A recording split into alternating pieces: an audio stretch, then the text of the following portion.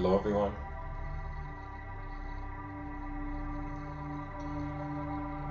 Perhaps one of the most unique questions I've ever asked, and I feel maybe our species may ask, is space trying to be a person?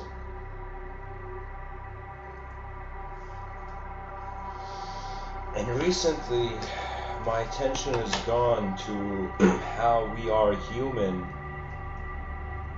how we are humanized, how our intelligence in the presence of the moment is humanized and dehumanized. You see, when we wonder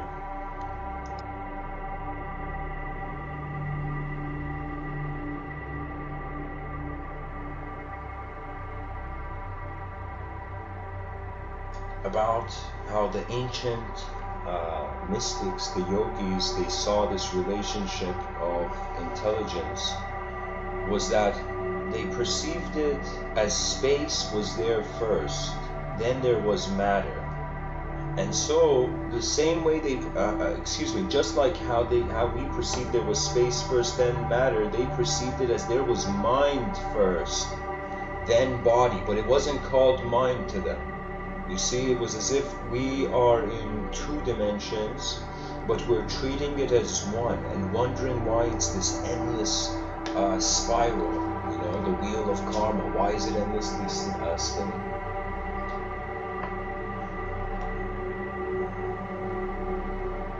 I noticed that if we were to wonder that the mind was here before the body, it would mean intelligence is unconditional, is independent of its appearance.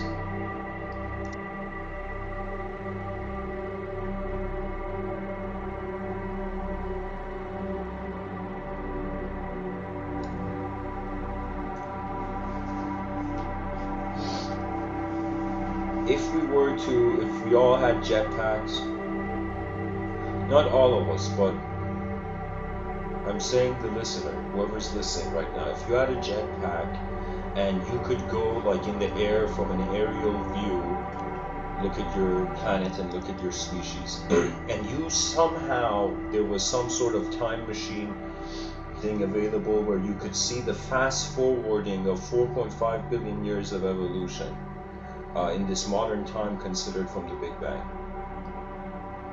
So in these 4.5 billion years,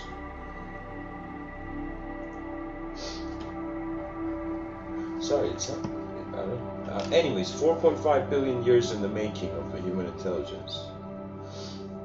If we could see like a film pressed on rewind, or the other way, fast forward, if we, like, from the sky, were looking at a fast forwarded version of our Earth, we would just see out of nowhere lights just hitting the planet, on off, you know, light hitting the planet. And it would become a situation where from a sphere emerged creaturehood with limbs. That means from that, with our jetpack in the sky looking at human evolution, we would see as if the dirt suddenly stood up. If it was fast forwarded, if evolution like a film was fast forwarded, we would see it's as if the dirt stood up. And think of that moment where Alexander Graham Bell made the phone. That was as if an atomic complex rare event communicating for the first time to another atomic complex rare event. Totally different locations, but the communication was accessed in the same way.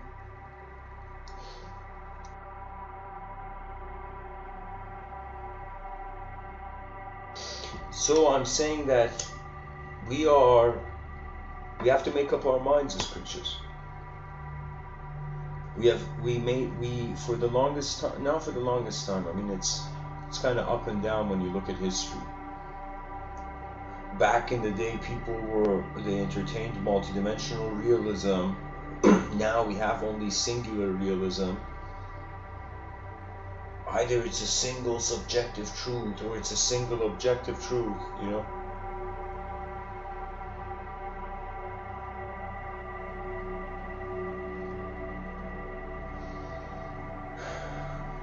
If you were born in ancient Greece, gods would still be walking on the clouds. But we are born now, and the clouds and all the gods are walking in our eyes. You know, it's so fascinating that everything is mind forged. There was this word, I actually heard it from a person named Christopher Hitchens, very interesting speaker. He was talking about religion and how it's as if the intervention of man in the divine affair of man.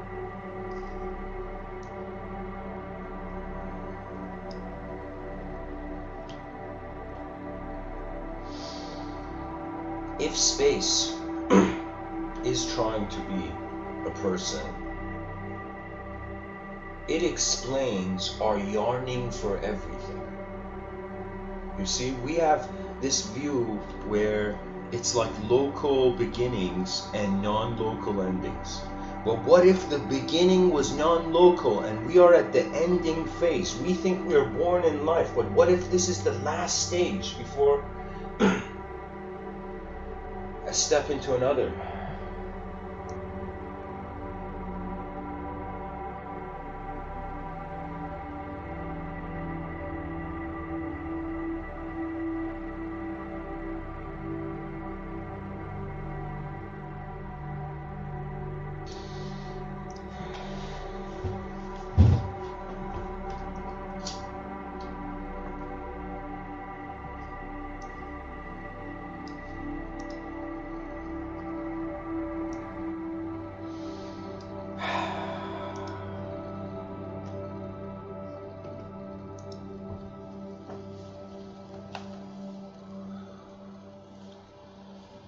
We're either sandwiched between two non-local truths, or we are a non-local hallucination between two local truths. That means, what is the personality? It is the relationship of the person, of the self and the world. And so, isn't it peculiar that our body is an object, but our identity is a subject? I mean, how have people not noticed this? How have people not noticed that we are language in thin air? The mystery of the self shows us the world. The mystery of the world, the mysteries of the world show us the self. You see, dear listeners, we are intelligence, simply, very simply, an intelligence that is present regardless of the personality, because it's already being here before the person animates as a person, before they communicate, become individual.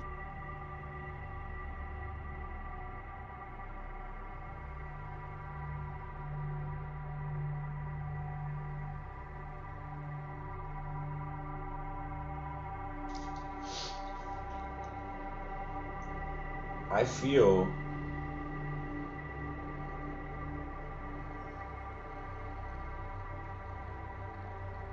that nature has nowhere to go. It is man, or it is the responsibility of the energy present in the universal sector. It's as if we think we are people, but the world is moving. We think it's just the world, but the person is moving.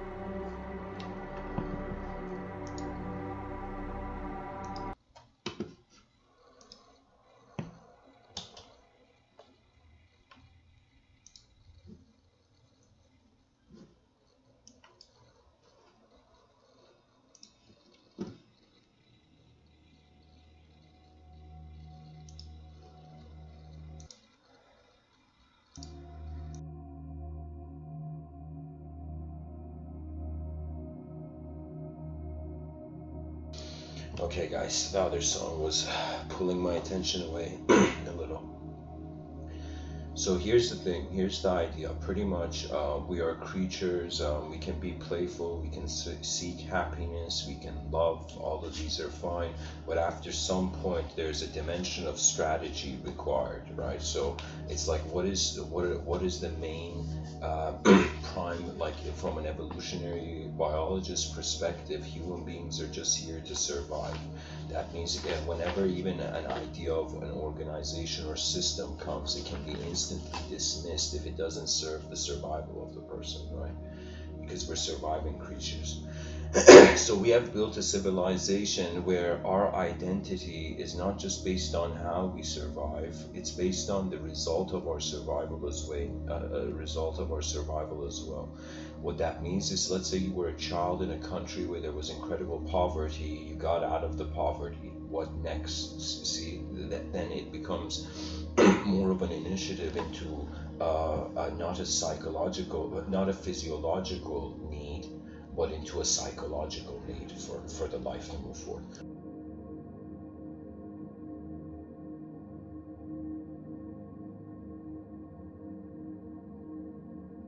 So we are 8 billion bodies. Once these bodies are sheltered, fed, let's say universal income kicks in, it becomes a situation where human beings have less reasons to.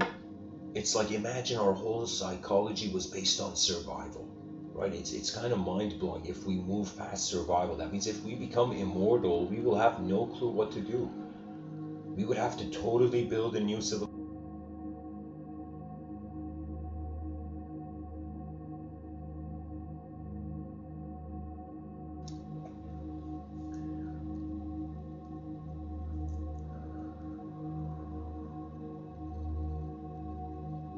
Space is being itself, and intelligent space is what we call mind. Consciousness or awareness plus space plus moving body equals consciousness.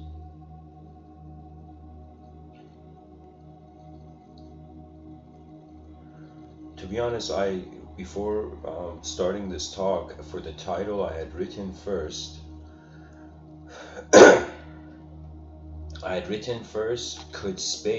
could empty space be trying to be a fulfilled person? Yeah.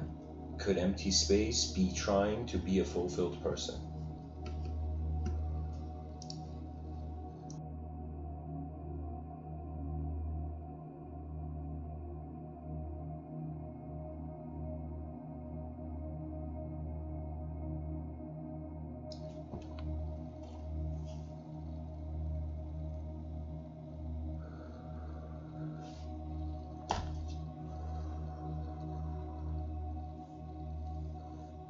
It's like the mind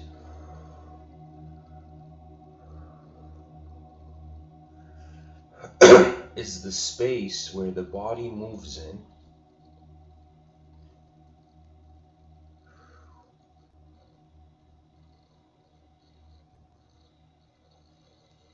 Like right now, I feel my mind is like it has a glow like a candle, and that's my consciousness. And so if the senses are blocked, or or if the senses are completely open,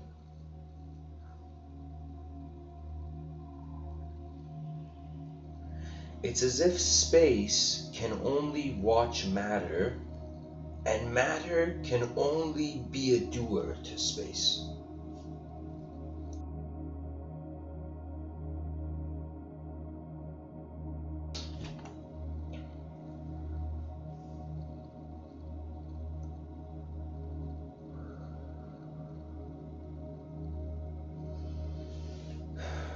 Of course, if a yogi wanted to respond to the question, is space trying to be a person, it would be that the person is a reflection of what the space, the intelligence in the space. Think of intelligence as music. If it's in the space, it instantly affects the person who hears it. So imagine before there is any sort of elemental activity or biological activity in a subtler realm, there's music, right? That music could be this interpretation that we were, like, think about it. I'm saying, let's say I say the words, let's build an advanced civilization. That's a sentence. I said it. It became a sound. And then others heard it, then it happened. Right? So I kind of feel that maybe when it comes to evolution or elemental uniqueness, that it is some sort of, even just to keep the secular audience happy, it doesn't have to be an animate personality. There could be something being intelligent just as a result of macrocosmic forces that are not intelligent, but because we can't tell, it appears intelligent to us.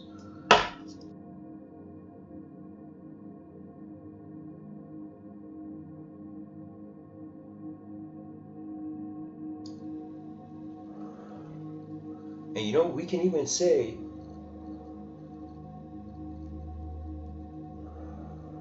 the human being only knows intelligence. That means you need intelligence to know that you're intelligent.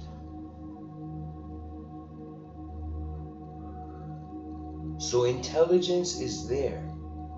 Intelligence is just potential.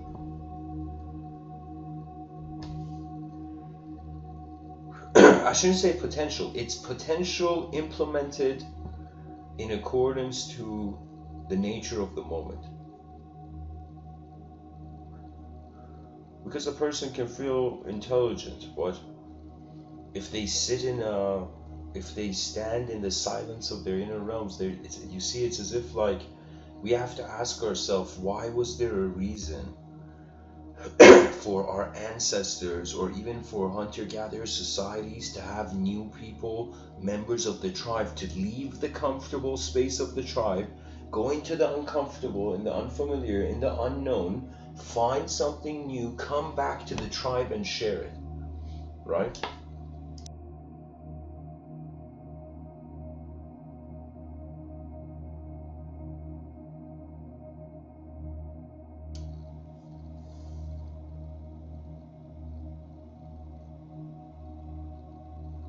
You know, I thought about it. Imagine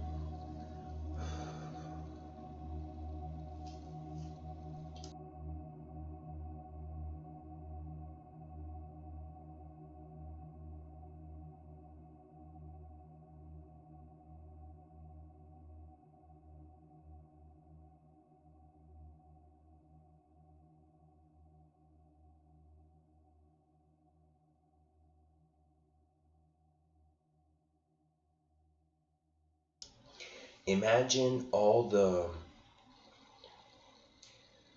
imagine the most intelligent people on the planet.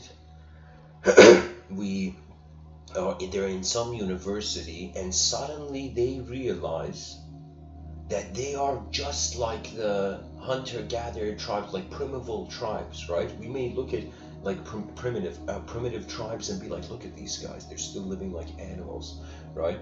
But the issue is that we are that same tribe. We are always inferior to our future. You know, anybody thinks about the future, of course you're gonna always feel behind. But when you think about the past, you're ahead of it. You've been there, done that. When you're in the present, there's no expectation.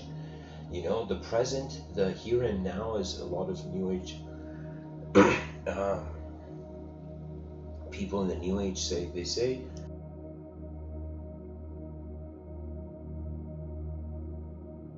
in the here and now there is no suffering.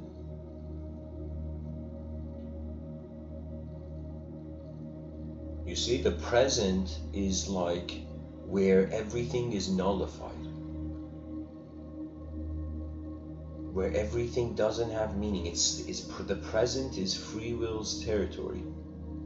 The past is the world's territory, and the future can be the free will's territory if it chooses to respond to what it sees. You know, if you don't care for the future, you cannot see it. That's the reality of it.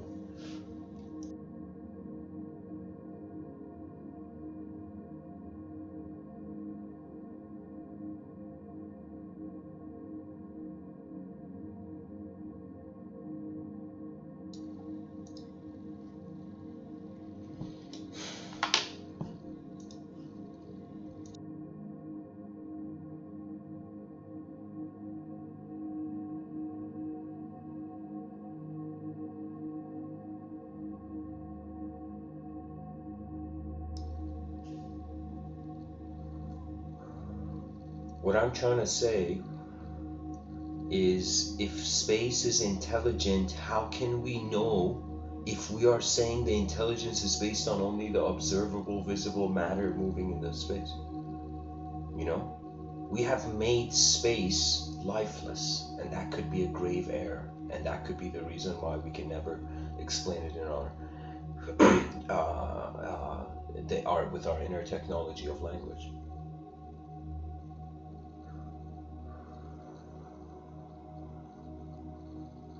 You see, in this picture I've chosen for this episode,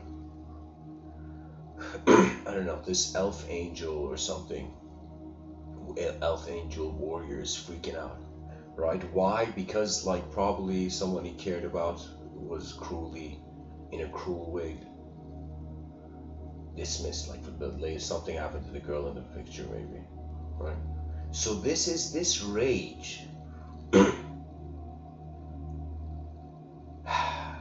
It's like an outer realm. The rage is for the outer realm, but the wings are growing for the inner realm. You know, it's as if this is a warrior who broke the chains of the past, but realized that you cannot go into the future with the past in mind. You know, that means we should have such an advanced civilization where human beings are not afraid of the idea of life and death. It's an entrance and an exit into the human phase of experience. This doesn't mean we become lifeless. This doesn't mean we don't have emotions. This means that we become responsible for potential intelligent dimensions of our own being in the cultural program. For example, in the chat section, Raziel has written that he went and meditated in front of people in the public. Right? That's good, man. Good. But you might not believe it, how meditation is not per se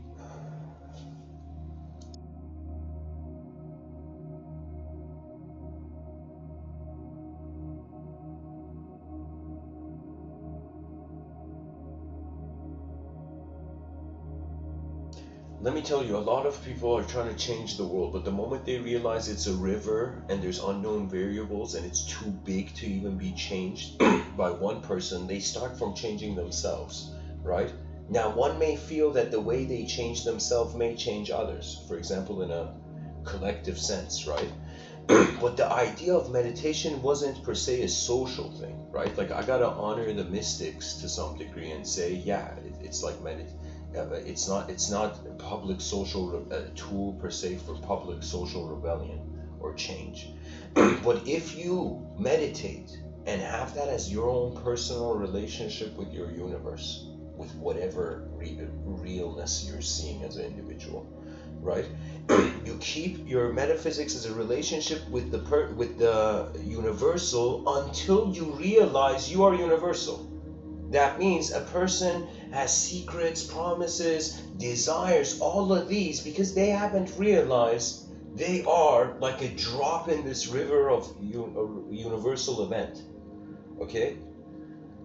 So when you realize that, it's as if you trust. It's like that. There was this show. Oh my God. There was this show.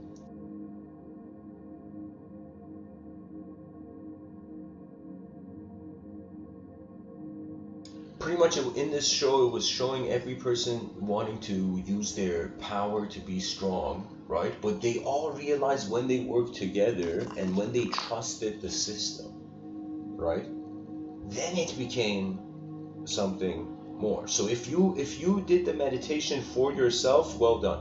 If you did it so people could see and change, you don't know who they are, you know, to some degree. So if it was from yourself, to see yourself, maybe, if it was a self-inquiry, well done on the meditation. If the meditation was like dress up, then it is not efficient. Not that it's wrong. People can choose to dress in whatever ideological pattern they want in this realm. It's just that we are seeking an efficient collective movement, right? Because Raziel, in the chat section, I'll tell you, I had a similar experience. When I was in the UK, I would sit down, like in this campus, the grass part of this campus, I would sit down and I would just be still. I'm like, let's see what happens if somebody just, sits still, in a more busy world of movement for like a while, right? And the thing is, the person has that idea, right? But eventually they become inert, because if you sit for a while, your body is not moving. So automatically after a while, just like let's say a kid that you've given a timeout, the kid has to think about why the kid is there in that moment, right? Why is the karma of the moment in that way, right? So in any human being in this moving space, in this changing space-time continuum, suddenly becomes still and wonders about what movement is, why it's moving, you become acquainted with your inner realms. There's no other way. That means think of the mind as a film running, and think of the body as a film running. And both these films are running at the same time, and they're like two projectors we've put on the same wall, right?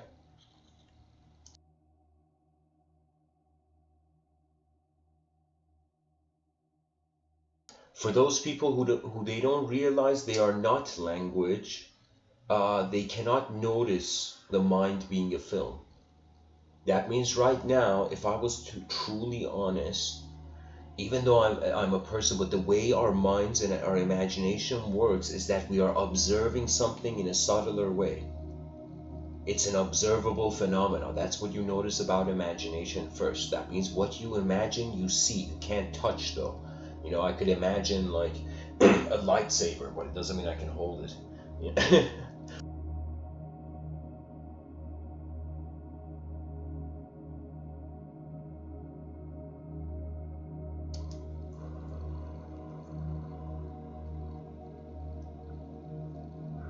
So upon noticing that there is two applications running, not one, a biological, an object-based application and a subject-based application, if the object in meditation stops running the program, this mind notices the program that's running.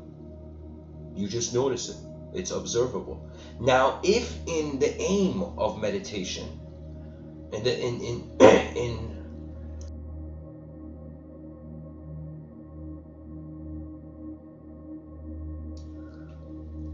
it's when the mind also becomes quiet. So think of it this way. Our body has to become still for the attention and the presence and the inquirer in the moment to notice the mind.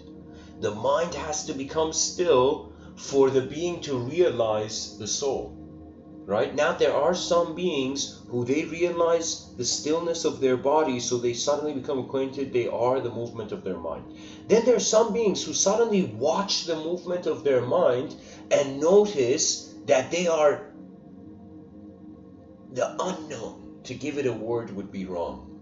It's like you realize you're an unknown mover of the same moment that you have claimed through a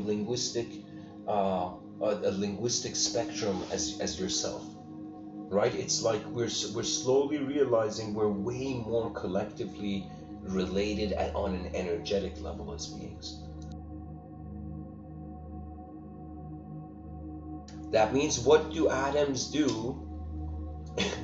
What do the elements of the periodic table do after they become a human mind? When atoms become a mind, they play games. Now, many of these games are kind of like the wheel of karma, endless meaningless games with the realm, rather than caring actually for what's going on, right? Because if you truly cared about truth, it would be instantaneous.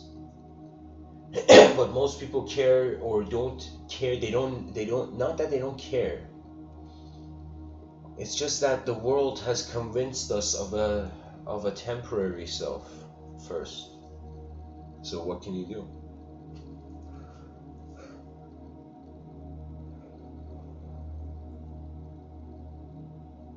And you know what's hilarious? The temporary is eternal. This universe is eternally being temporary for human beings. You see, so the system is repeating even though we don't. I mean, in the person's lifetime. Let's say you appear as a, I mean, right now we're engaging the idea of like reincarnation and the transmigratory soul and the notion of intelligence that is timeless, because all the intelligence we know now is in time, and because it's in time we can storify it, we can put it in a story.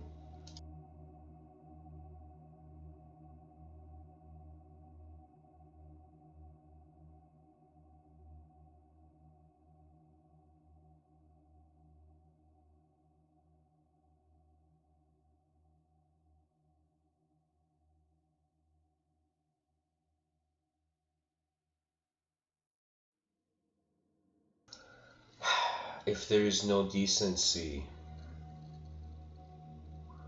there is no victory as a human being. So in any moment you find yourself, you step out of your decency resonance, you're not a human being.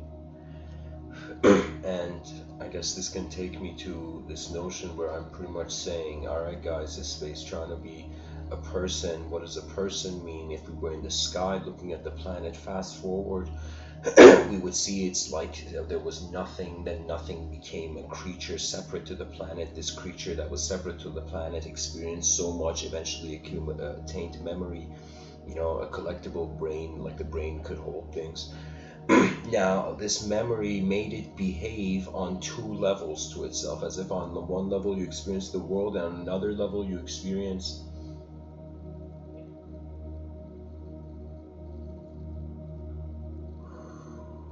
your world in the world. That means when people argue, that's the hilarious thing, they're in two different rooms, and if the people cannot find a common ground, then it's as if like everybody's shouting in their own room. So I would say the biggest cause of just relationship errors in the whole universe is just not being in the same room when treating the communication as the identity. You see, a person can use language in many ways. That means the moment a person can say many words, many sounds, these are on some level sounds, really. We are like airbenders, but we're doing it with our voice.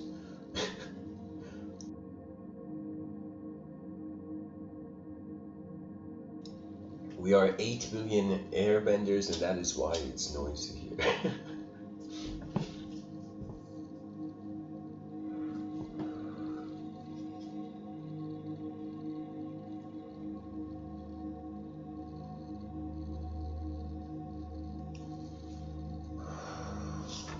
And Mr. Within will ask the philosophers of the future generations, what is there more than an object and subject here? When anybody who wonders about this, it's like, forget the word enlightenment. It's called collective exploration now. You see, collective advancement, it has to happen at some point.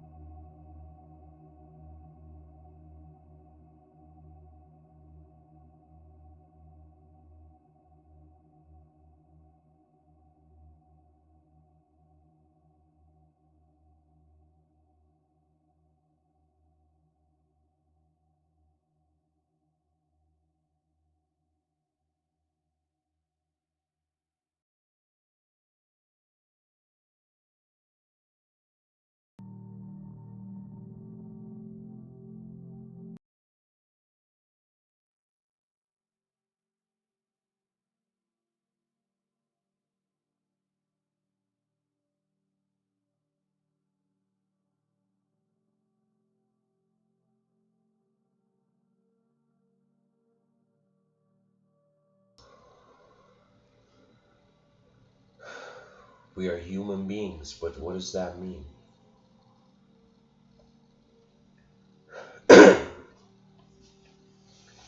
I would say that space is not just trying to be a person. Space is also trying to be a communication. It's as if how do dimensions communicate to one another? That's called individual evolution.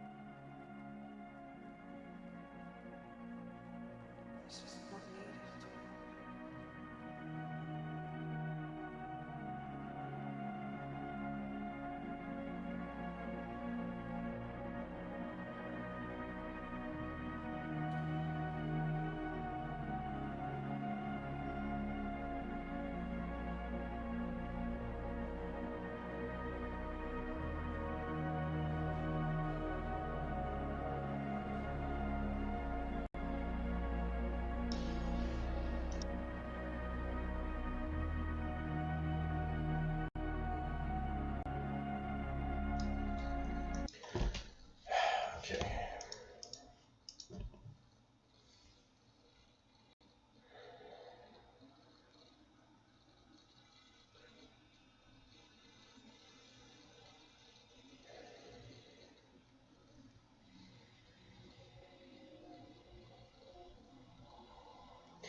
The world cannot be contained, therefore showing the error of even us calling it a world. If there was an honesty with the experiencer in the moment, aside from observance, what reality have we experienced? The observer is the reality of the object. That means atoms wanted to see themselves. That means the nature of mindhood is observance. Any human being who observes activates this momentum. That means in life, if you watch before you move,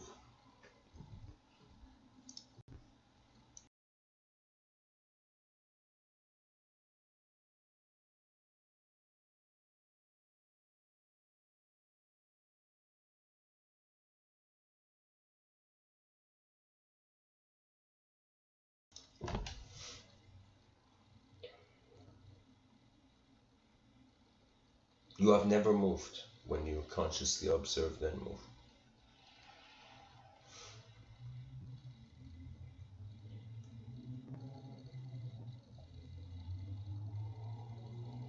And all knowledge has been just various methods of observation.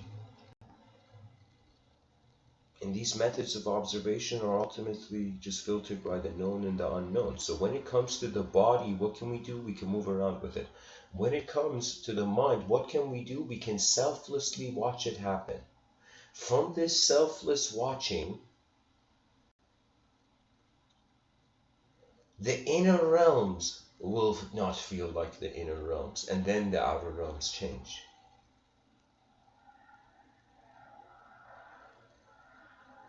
You see, if somebody said the mind is like the body, then we shouldn't have a comment on it. That means after the person exists, it's like what comment can what secondary opinion can the person have on their own existence aside from being what they are, right? So existence just is. The potential is. Everything is. It's like there's two dimensions to the world. A dimension where nobody has ever died, nobody has been born, and it's just being. Imagine a room. It's a room. The room of just ultimate being. Everything is being. Nothing has ever moved. So we think we are moving. But in the state of being, there is no mover. Now, there's also the room of the human, the humanized room. Where we're a human being, we're an individual. The body is in the driver's seat of the life's vitality.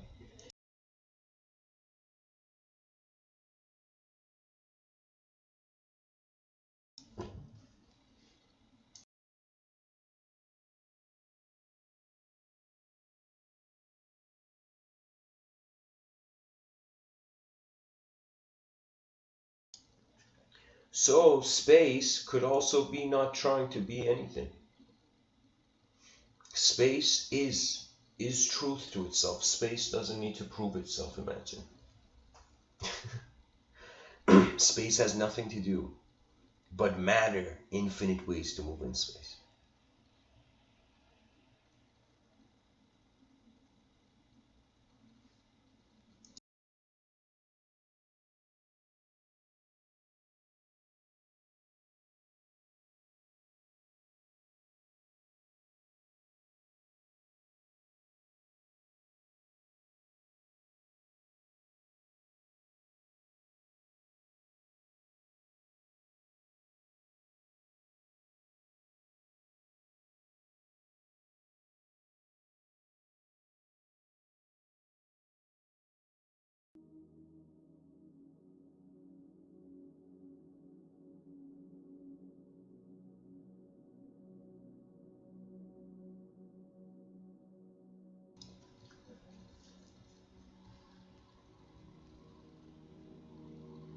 I feel anyone who feels nature knows what it's doing will just inevitably be blessed. When we doubt our body, we cannot use it. When we doubt our mind, we cannot use it. If we doubt the unknown witness, we cannot remember. The world is becoming more of a multidimensional place, and how can anyone ever have known? Like, how can anybody know, do you know, what the future needs?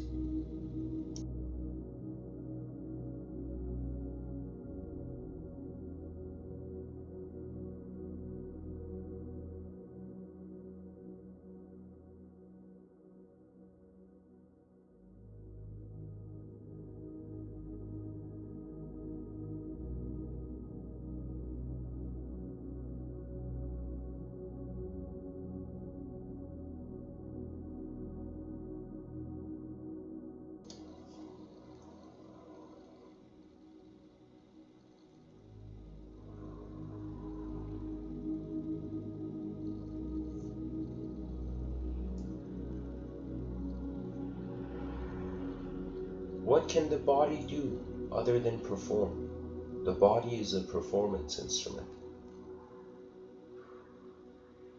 But the mind is the performer, or it's the dress wear of the performer if we think the mind is just a word.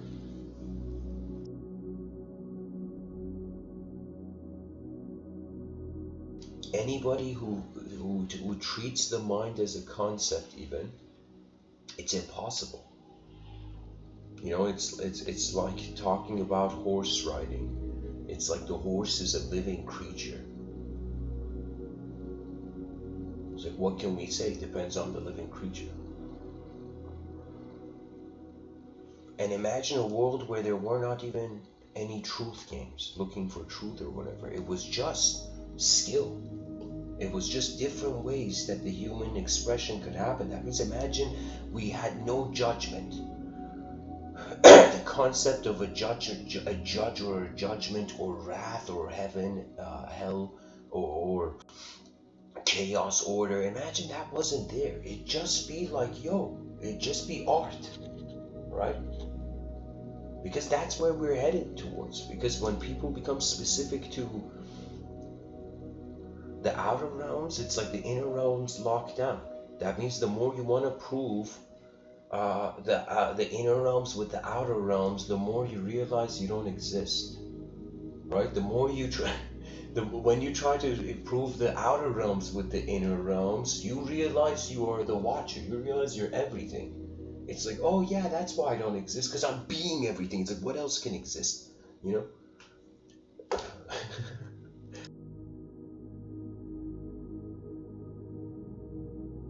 I feel human beings need to become responsible for their humanhood. This is a very hard to say statement as a human being. Because we should already have noticed it, but based on this information explosion, you know what it is? It's as if we have made no mistake, right? And I'm not talking about the tragedies in history. I'm saying like, we are just a natural movement. It's just that we have become distracted. It's as if like we are caught in a mist, right? So when you're caught in a mist, at least you know your feet are on the ground, right? So that's why I'm saying I know that we are natural beings. There's a natural movement here. It's just that how this creature has set up a domino effect civilization for itself is constantly coming to deviate itself from the human urge. That means back in the day, like imagine somebody had like a samurai met like a medieval knight, right? At least they'd have their honor in common, you know?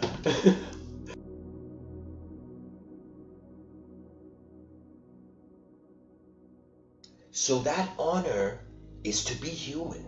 You know, I think this is what's going to happen in the divisions of the future, right? Imagine if aliens land on this planet and they become kind of part of our civilization. Androids, robots, AI is allowed to be a citizen, right? Imagine animals are you connect advanced AI or technology to animals and they can all speak and be on a human level too. It's like you know.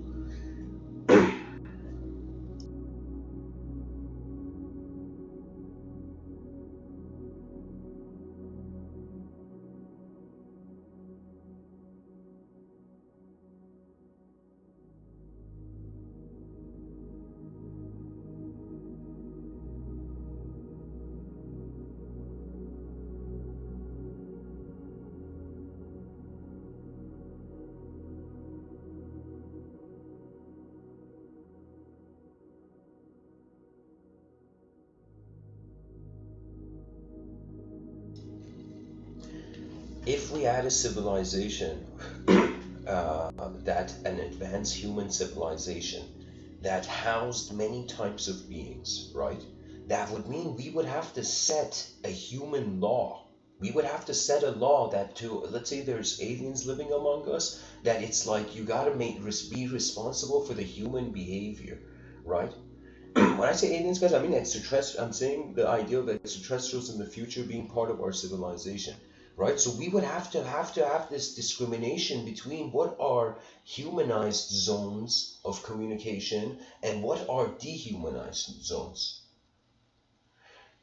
So there would be the importance of even considering, all right, so we think everybody just considers they're a human being. I will tell you, on this planet, it is true. In the outer realms, there's 8 billion human beings, but I will tell you, in the inner realms, there isn't 8 billion human beings. A young child, like an infant born, doesn't have a psychology. Do you know what I mean? Those people, mystics, yogis, enlightened in the mountains, they don't have psychologies. The Zen master has learned that the moment is the moment. What greater teaching can you get?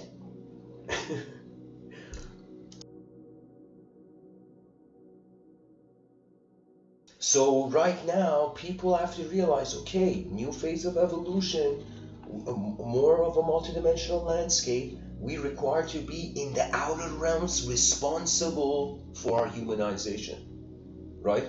In the inner realms, sure, party with shamans and be whatever you like, you know. But I'm saying, you know, there is something that we have to honor being human, or we may forget it in a world that many non-human systems are in place. For example, technology is a non-human system.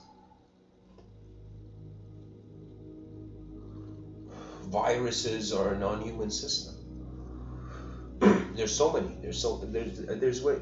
Language, ideological systems telling you how to live. Those are non-human. They're dehumanized. That means they may have been written by a human, but a piece of paper with ink on it cannot be the ultimate resolution to everything, because it can't fit on that page.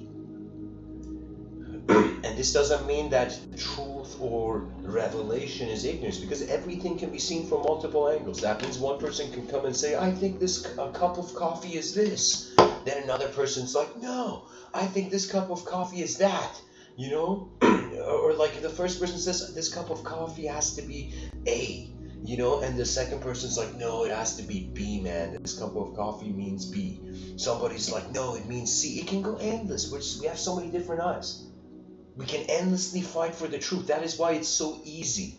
And the fact that there's violence and inefficiency on our planet is because we chose to take the easy way, right? If people just wonder, there was this book somebody had written. It was kind of a strange book, but the guy's like, you gotta eat your frog early in the morning.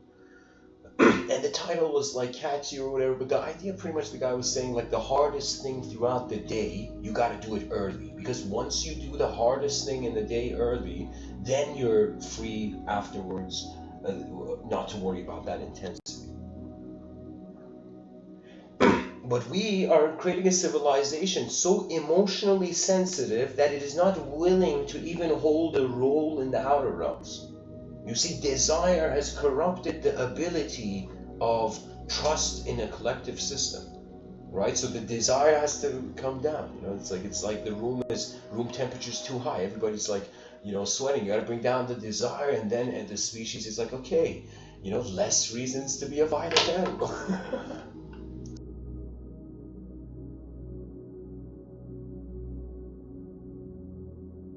The ancient Greeks had a saying. They would say, to tame the savageness of man and make gentle the life of this world.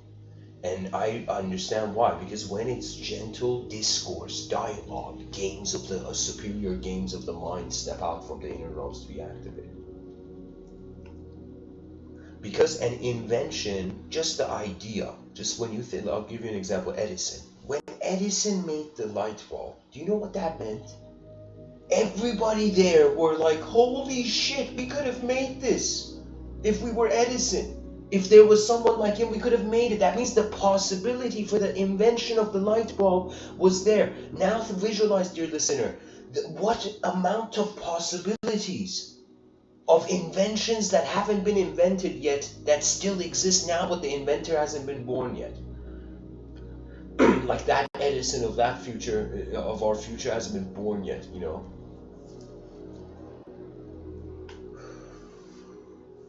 I don't know, let's say like the future's Edison is gonna make the sun into like a light bulb or something, I don't know.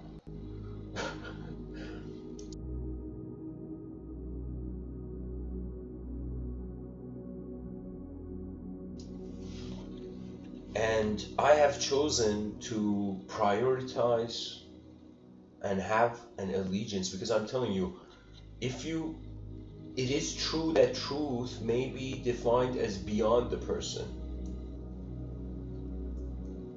but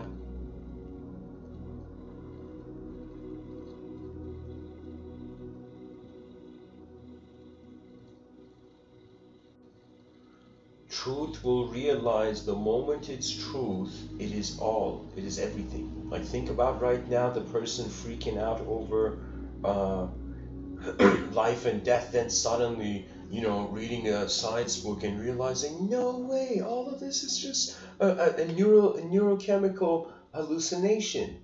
What am I freaking out about? There's nobody even here to freak out about, right? But why is it that still we are left with the observer? That means regardless of the analysis conducted, right? Regardless of how we define something, it's an experience of unknown proportions, of an unknown degree. That means that's the saddest thing about modern education. It has forgot the unknown. But the unknown it's like thin, it's like all language is thin ice underneath the unknown. The moment you slam on the language a couple times, it breaks and you see it was hollow. That language exists to serve the living mind. Why else is it here?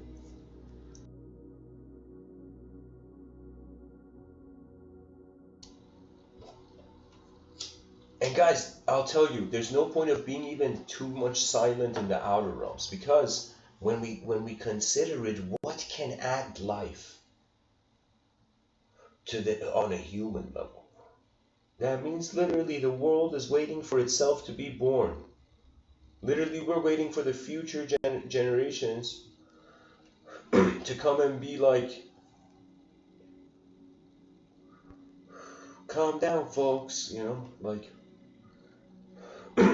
I will say, the more chaos there is in the outer realms, let's say things just become messed up in the outer realms, right? People are going to become more extremely spiritual, right? Right now it hasn't happened, right? And I don't feel it's going to happen. I feel there's like the era of advanced communication is too much, has more karmic priority. But I'll say it this way.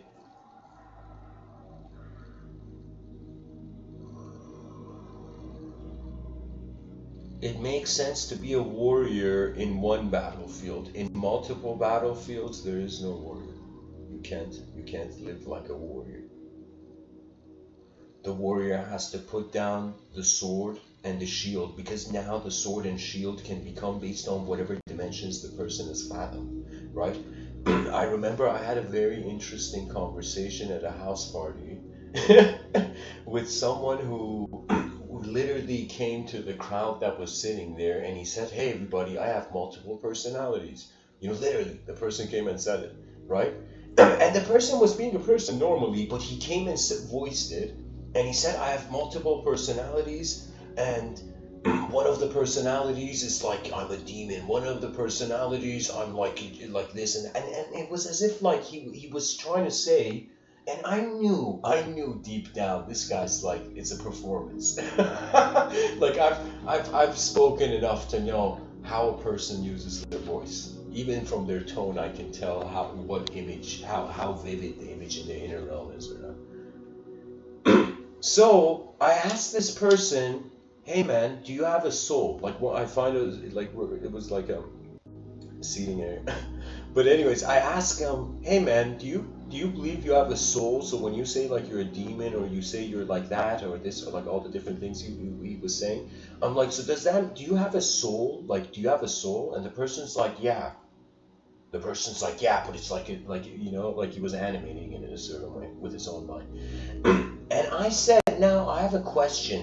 Do each of your personalities have their own separate soul, or are they one soul?" And he paused, and then it was for a second we were both in the room where he noticed, like I noticed it was an act, and he noticed I noticed, and then it was fascinating, because it's like, I'm telling you, it was just something, some moments, if you truly dare to look at it, that's where luck is found.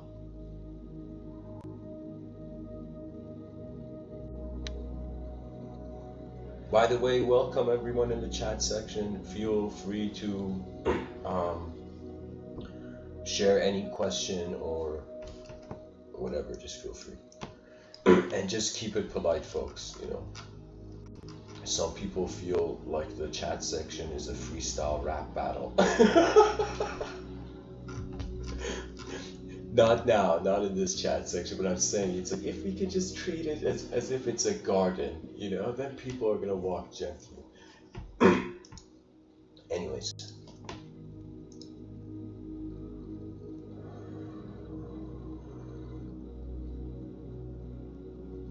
I can't tell you how many moments I have just been in my own presence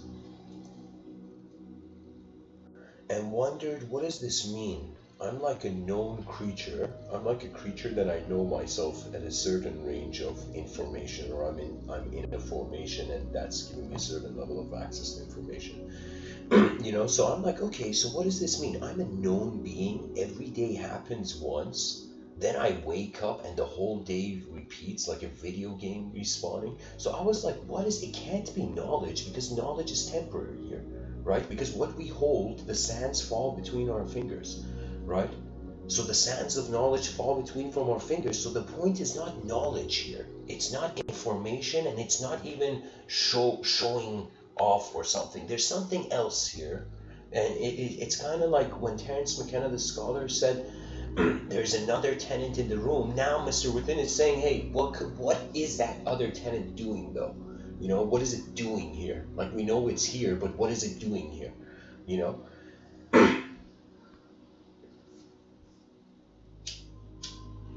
So from this mystery of like, what the you know, I've had a lot of WTF unknown moments in this life, you know.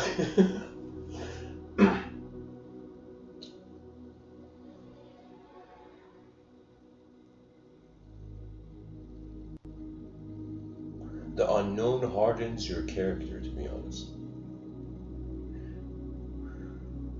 The curiosity of what else, for me, it's a preparation for the unknown. That means whether we know it or not, we are always preparing for the unknown. If we get excited about the unknown, we won't suffer, right? And when I say excited about the unknown, not in a reckless outer realm way. I mean when we actually realize, whoa, whoa, whoa, whoa. We have been here worshipping knowledge, like, yeah, this is our progress of civilization, but what if the unknown is the ultimate? What if evolution is evolving from a known position to the unknown? What if the universal is another way of saying unknown? How do we know it's a universe? Do we see its edges? No, we don't know.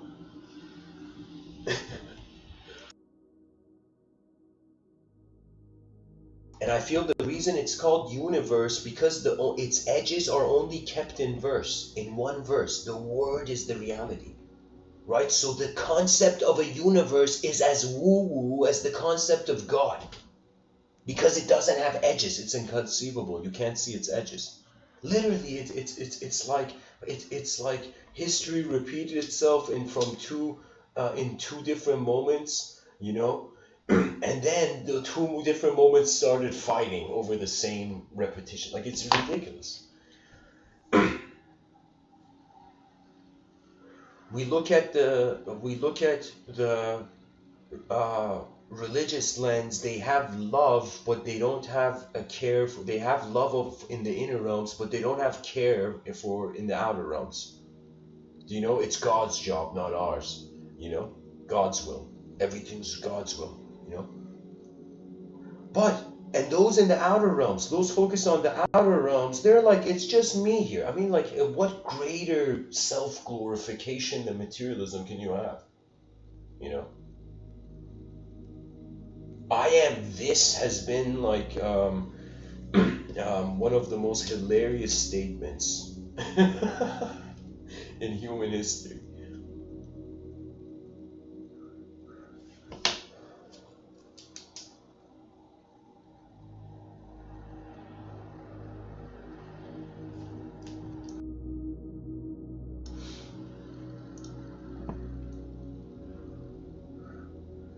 And if it's beyond personhood, right? People are just members of the tribe reporting back their inner realms.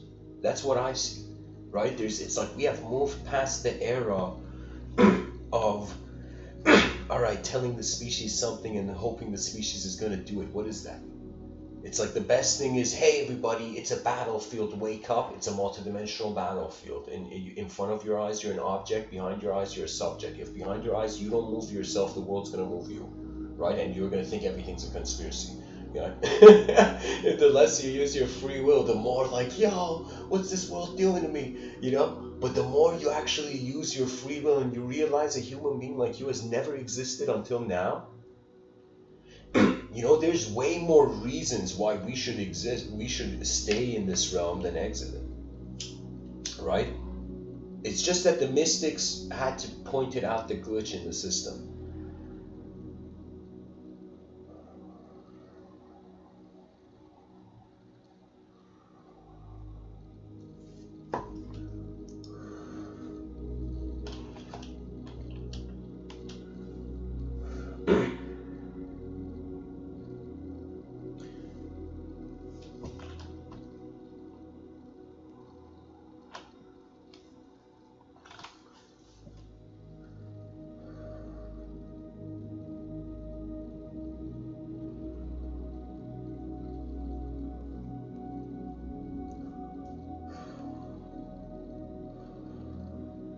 Guys, I gotta say this, I just read the chat section.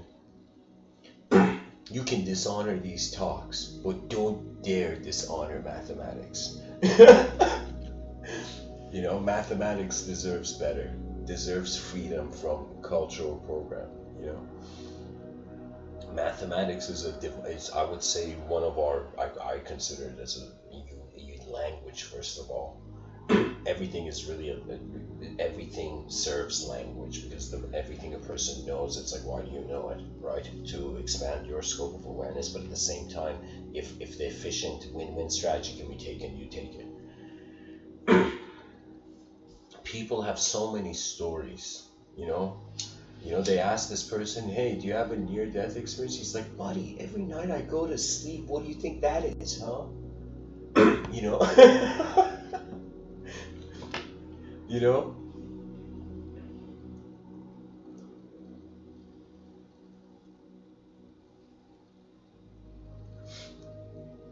I know, guys, I'm being playful. You know, language is, one day people will realize language is the clouds moving and we're seeing faces in it. And when the day that happens, where people stop seeing faces in the clouds, is the day that we won't see faces in the clouds, you know?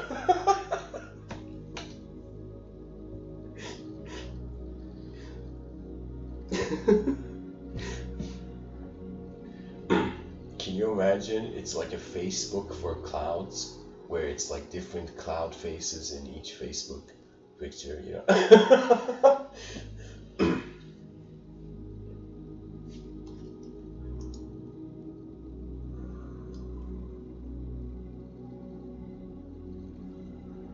Wow.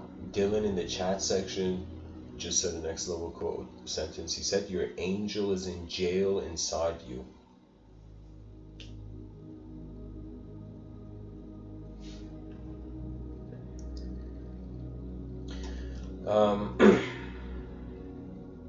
Yeah. Because honestly, think about it. It's an all-you-can-eat buffet of free will choosing to move in the space-time continuum, right? You can choose to mobilize with fear, right? Because somebody once said this. I don't know who it was, but it was the sage. He said, people in this world can do two things only. That means every person on the planet right now, whoever you are listening to me, just ask yourself and see if this applies. They are either acting out of love or fear. Out of love or fear.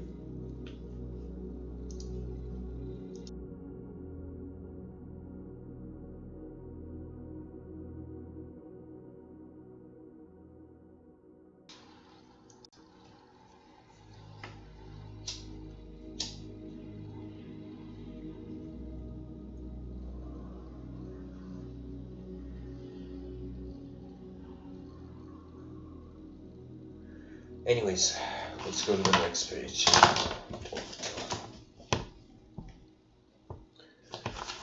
When will anti-gravity rooms be made? Come on.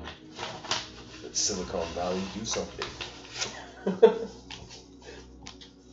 I can't wait, guys. The day some tech company, if I can't do it, if it's some tech company out there, imagine they make an anti-gravity room. Can you imagine coming home after work and diving into the air and just staying there and just resting out in like an anti-gravity room?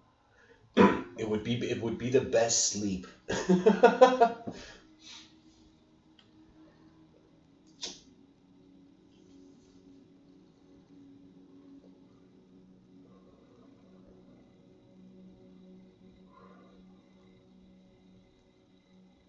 I don't know what it is in this life. It's not just an intellectual resolution, because there's beautiful dimensions, and it's really it's like the unknown variables is really where you can say there's two responses to fear. The person saw to the unknown.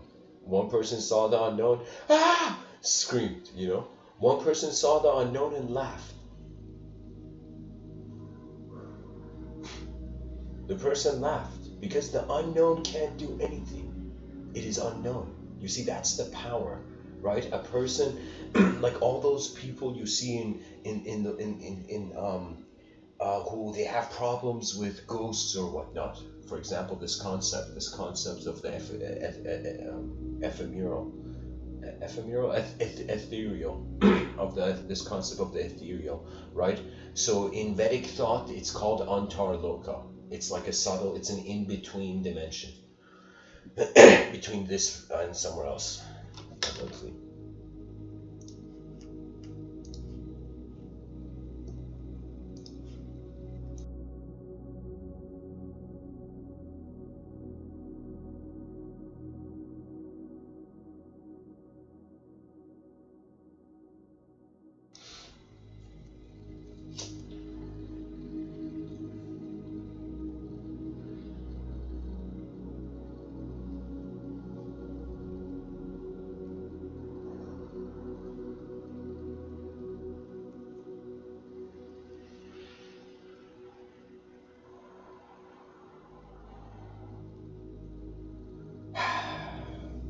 I was going too fast with the thought.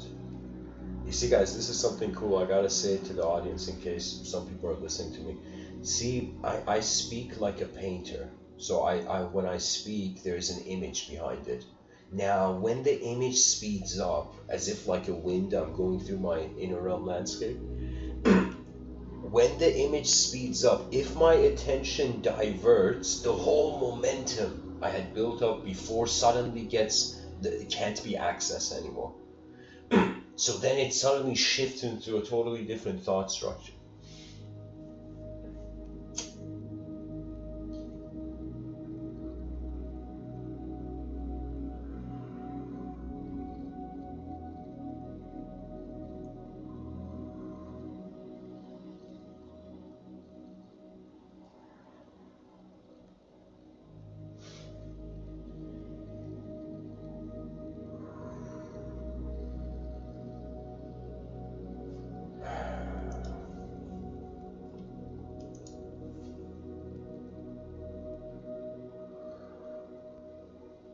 And guys, of course, I'm an uncommon, like I'll tell you, there's sometimes there's certain idiosyncrasies to myself I see. When I was young, when our family would hear like some upsetting news, I would always be silly. I would be silly, like it wouldn't upset me, and everyone in my family would look at me like, "What's wrong with you? It's like, didn't you just hear the upsetting information, right?" And my mind would have heard. It's not that my mind didn't hear sadness. It's like you can see suffering even if you don't suffer, and your heart could, in some sense, break a little, you know.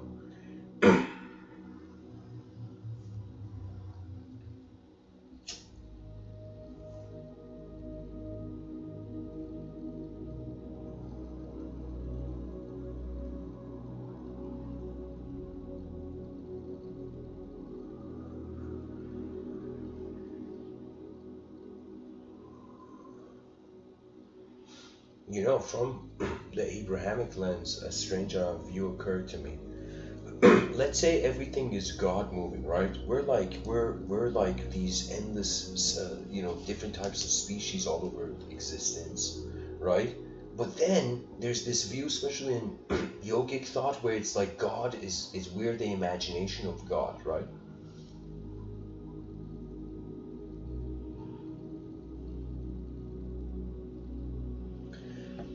So it's as if either God is living or man is living. Isn't that incredible? either we are here first, God then entered the room, or God was in the room before man entered, right? That's how it appears, right? That dichotomy. Now, I'm thinking, let's say everything was God right now. So technically, any behavior a person does is God's expression, right?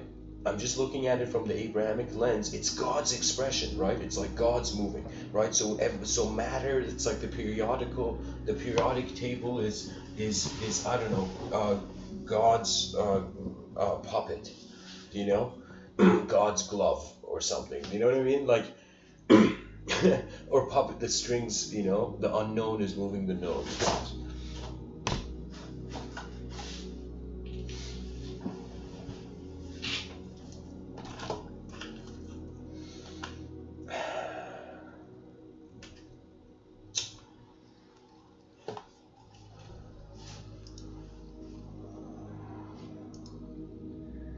I don't know. It's just this view that, are we the whole universe moving? Or are we us moving? And we've been fighting over this species, and the only possible outcome is building a multidimensional system where we have human beings who they're like, it's my right as a being to be multidimensional. Who says, you know? It's like, can you imagine, right? So it's as if we're gonna need to prepare a civilization, or prepare in civilization systems. And the way I've seen this is I've come up with a strategy. I should say I've come up with it. I've noticed a strategy, right? It's pretty much nature. It's up to nature to implement it. So there's nothing to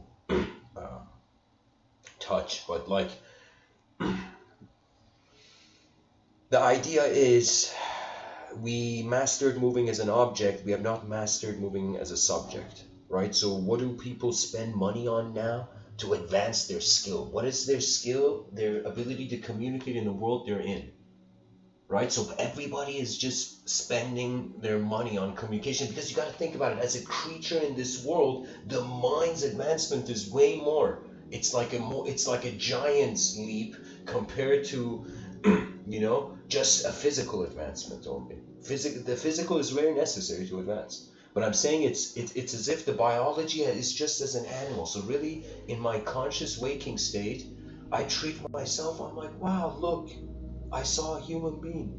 Do you know? Like, you see an animal, it's like, what? It's like the animal's so innocent. You know, and sometimes I look at myself as just space observing my biological existence. I'm like, yo, what's the difference between me and a squirrel on a branch? And in the middle of this whole linguistic, you know, war over what reality has to mean. To who? To temporary beings? Temporary beings are fighting over truth while they're temporarily here. It makes no sense. Even if the truth is eternal or not, what can temporary beings do about it? You see, it's a language game. Why? Because it's much harder. This is where I would say the sign of intelligence is not to see things full. I would see those people who notice the emptiness of any system. You're the most intelligent person. Any emptiness of any system, anything you're doing. Because the moment you see its emptiness, the psychological attachment doesn't make sense anymore. It's as if the person's like, oh man, why is the world like this? Why are people like this? Why am I like this? I don't know, why is my dog like this? You know? You know, why is, you know, the laws of the universe like this? The person can constantly have a story, like, just, you know, be a punching bag for the story that doesn't care for their humanization.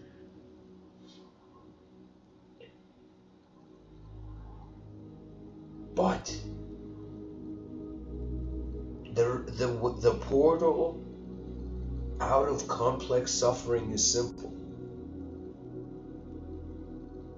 That means the person who even has enemies, let's say, there are people in this world who still use this term. You know, they feel they have enemies. What? It's one species. It's like you're like, you know. That means it's like we don't have to just, it's like we don't just have animal cruelty, we have human cruelty. And if we had extraterrestrials on this planet, we'd probably have extraterrestrial cruelty. You know what I mean?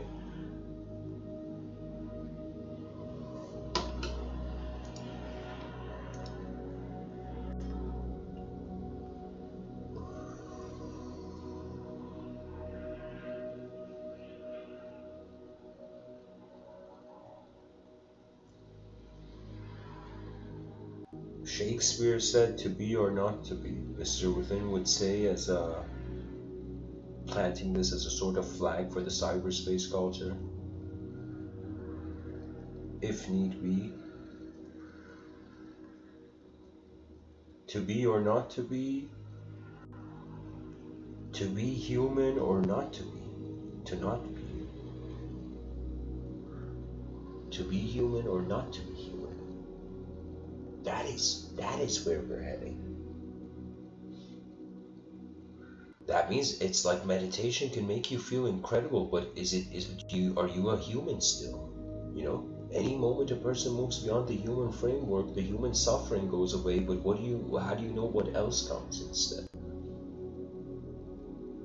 You see, and I would say, first of all, anybody interested in theosophy, don't waste your time. It's a sincerity with the spirit of nature kind of ordeal, right? That means everybody who's there is no ritual in nature. Nature's movement is already itself the most advanced practice.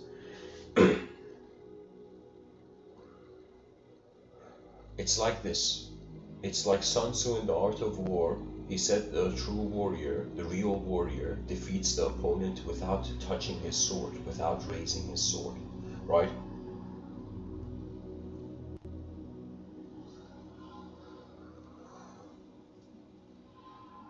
And it's as if, when I think about it, we want an advanced civilization without raising the sword. Because if we used force and violence to build an advanced civilization, it wasn't an advanced civilization. If the person had to force it, it wasn't. It's not natural then, right?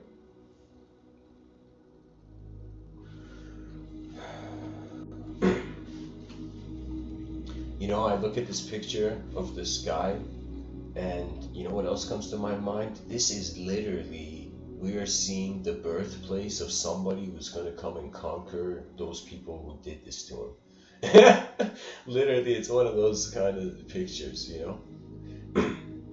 And so that's the thing. Check it out. Look at this, how intense. This picture is a perfect metaphor for the human position. Look at the person, first of all, let's say they're a being. Then they have armor. Their armor is not from the sky. Their armor is made from elements from the earth. They are chained. They are chained to the earth, right? But the person has wings, and they can't see their wings. How incredible is this? That angels can't see the origin of their wings, the beginning of their wings. As if the angel had this archetype in theology of being the divine will, so it didn't have a free will, so it was God's will, pretty much. This is why, I don't know, those people who love nature were like, look at these angels, you know.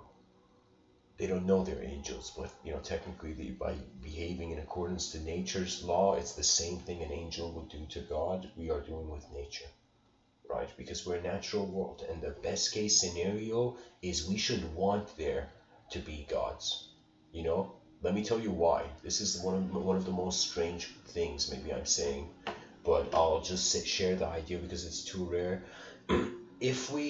Why would we need gods? Because there is a giant loneliness issue for the species.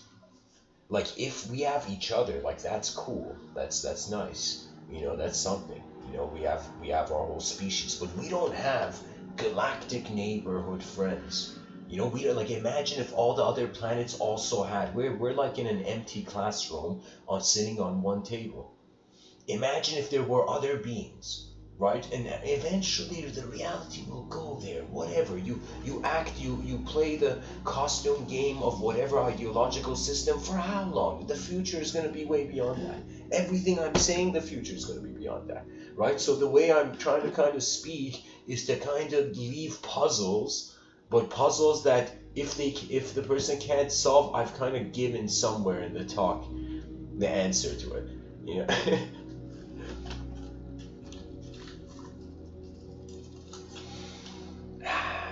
Oh, nature, the mystery of our eyes, the mystery of the world that our eyes are in.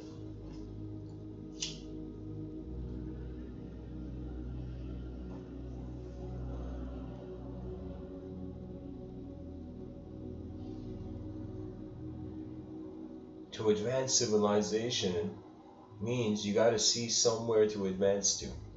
And that somewhere is found in the inner realm of people.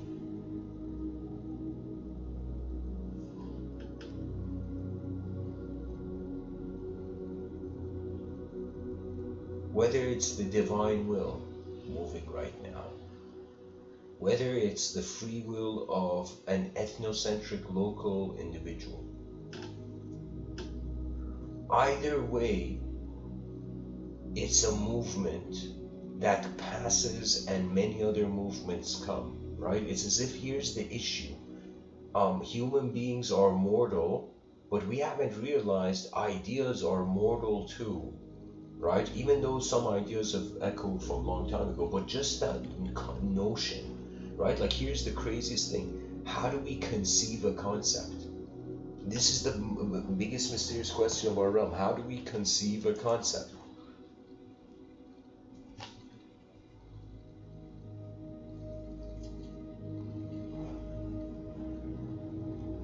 That means, how can you conceptualize a concept?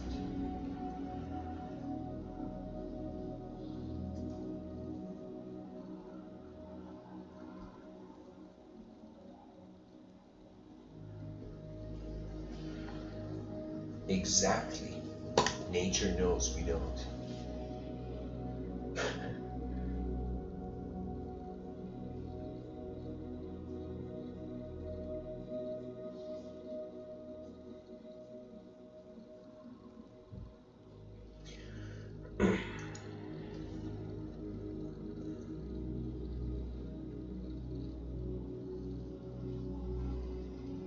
I think the soul can't breathe through an open mind until the psychology of the presence of attention in this universal sector, the human being, resets. Which means the human psychology no longer blames energy for being energy. This means in an instant, this is how you kind of snap out of the linguistic simulation. You notice where it's happening and what that where is, right? That means what is the more important. We thought it was like, see, these three are like the top dogs of the question realm. What, how, why? These are the three musketeers of I don't know, I'm just poetically saying the question realm, okay? The realm where all questions are free. There's no stupid question, there's no great question, all questions are free.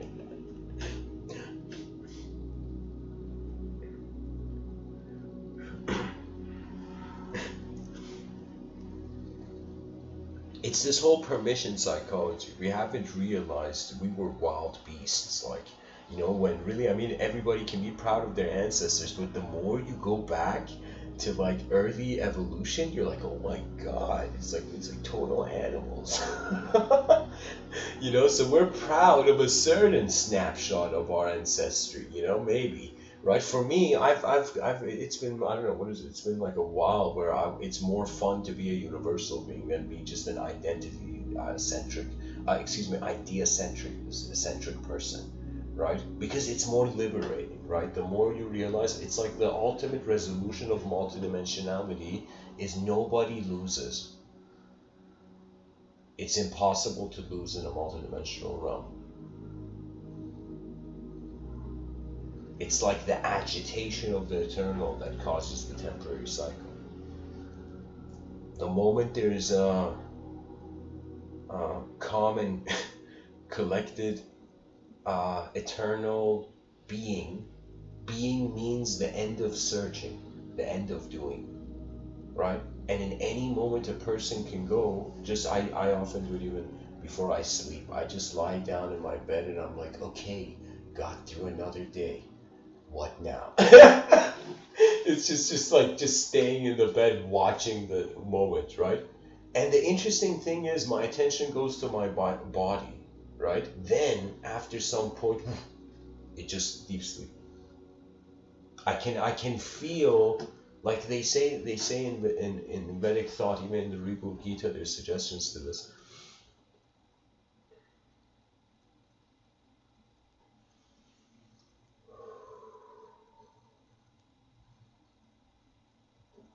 Beyond the conscious waking state, dream state, deep sleep, there is the fourth state, the witness.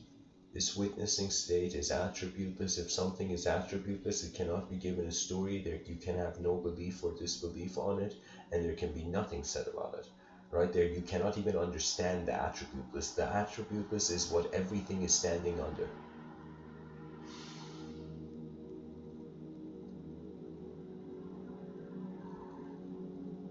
And the winds of our evolution know better. You see, it's as if right now, it's like I'll tell people, enjoy fear, because they're in the future, it's going to be eradicated. It's not gonna mean fear anymore. It's just gonna be different dimensions of information. So guys, I need a quick intermission. Uh, I'll be back in a little bit. So stay tuned if you like, and people can ask questions. I'll when I come back, I'll attend to the chat section and then. And one thing, guys, please just if you want to curse in the chat section, just you could write the curse word. Just don't put one letter of the curse word. That's it. That's all you got to do. Just you can if you have to dishonor my voice, you know. But I'm just saying, it's like, you know. Oh man, honor may be dead. Who knows? I'll be back, guys.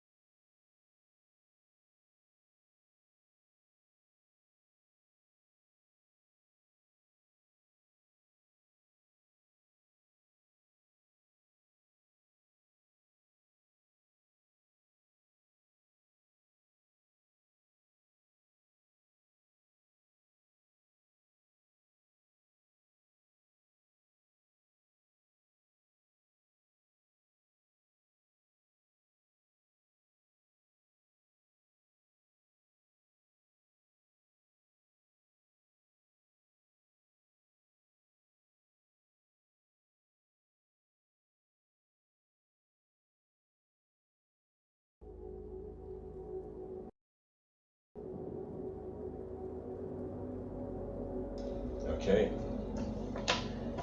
So, back to it. I was wondering, really, anytime we reach a dead end, what can we do? That means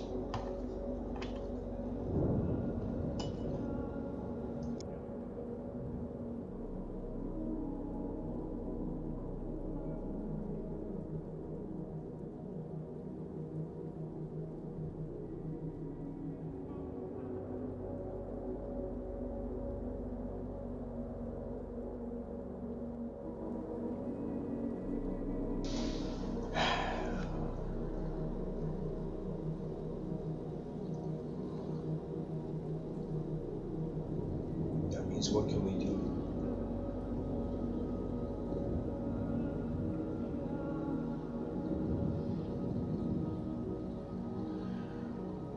If we can't talk about space, if we can't give it a personality because all the personalities, the objects are in the space,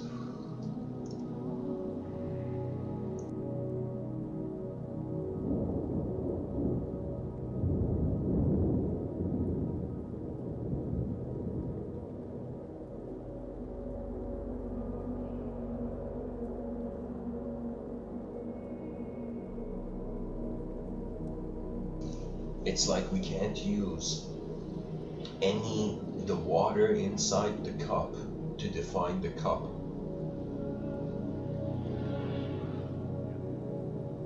And the only way the water can perhaps redefine the cup is, let's say we put the cup, I don't know, in a bucket of water, right? As the cup was being descended into the bucket of water, it would be as if that moment where what is in the inner realms and what is in the outer realms, they connect.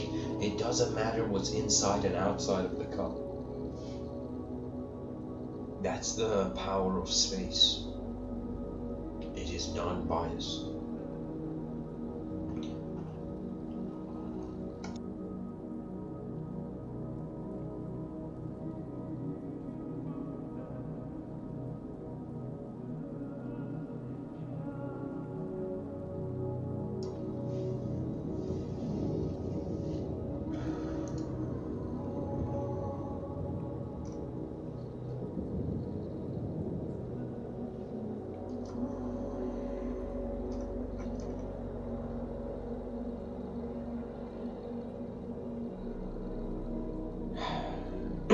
So we just thought it was the known. Sorry guys, I'm reaching the edges of my own glass ceiling.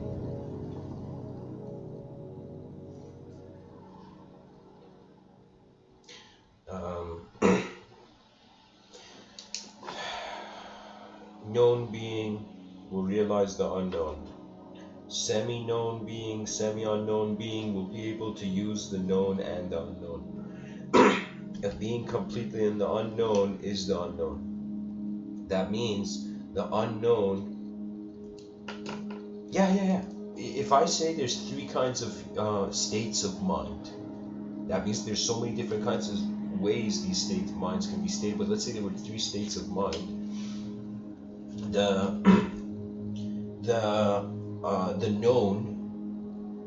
known state, the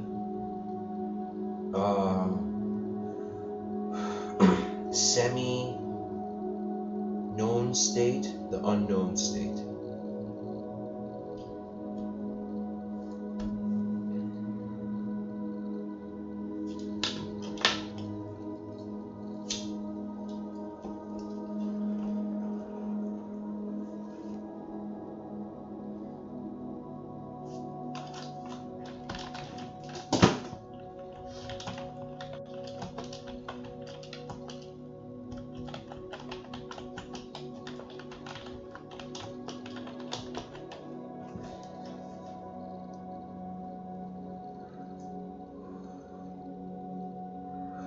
In the known state of mind, there is really nothing to. There's endless things to do. I should say it that way. That means right now I'm speaking in the conscious waking state. This is a known state. I look at everything. I can overlay everything I see with the lenses and structures of knowledge I have seen, different geometrical modalities. So in the known, this is where the story of our life and language is living, and all of this is happening. Now in the semi-known and semi-unknown state, this is where miracles are known to occur to the perception of the creature. This means we had a known program. In the middle of this known life, we're like, wait a minute, is something unknown? We would recognize the semi-known program and the semi-unknown program. This is where the multidimensional live. Where they live, but it's not where they're being. A person can live somewhere, but it doesn't mean they are that place.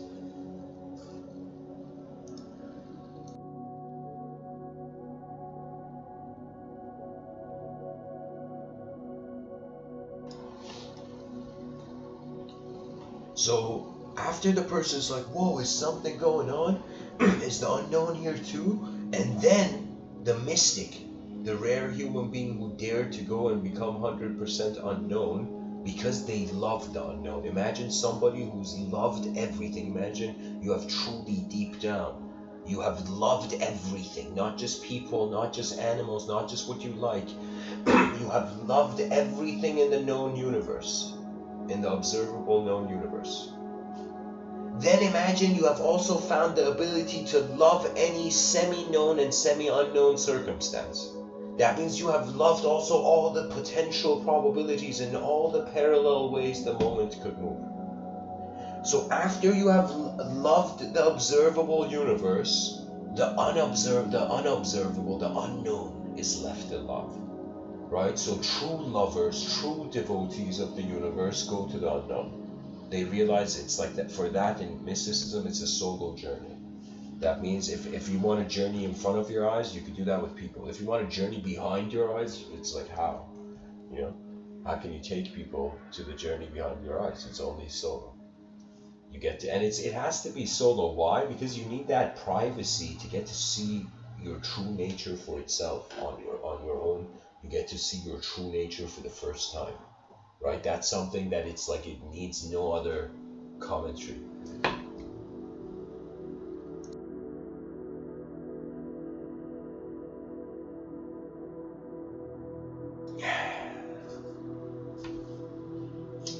It's like, can we call unknown movement the intelligence of space?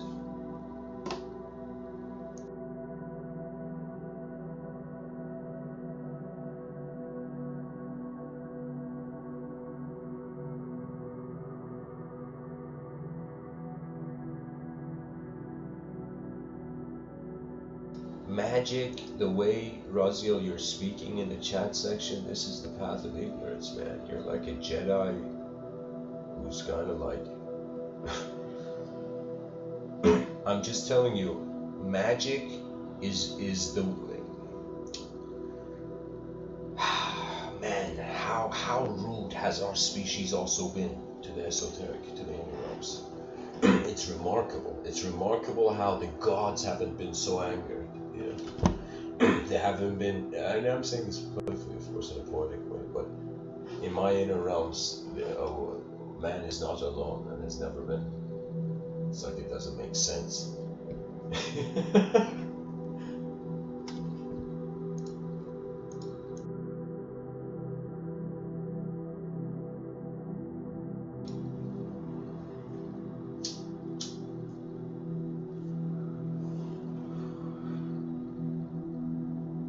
If you want to play with power, you have not understood it yet. You know, if you want, if you haven't, it's like there's something about like when a person uses their body, they don't have thoughts. You know, they don't. When you move your hand, if you were to raise your hand, it's not like you have an opinion on the biological body. You might have an opinion on the outer realms and try to raise your hand, but the body is the body. Right, and all those people who go towards magic, right? It's as if like, it's as if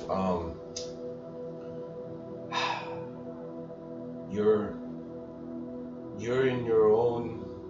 It's like, why not go swim in endless simulations? Why not? Maybe some beings need that.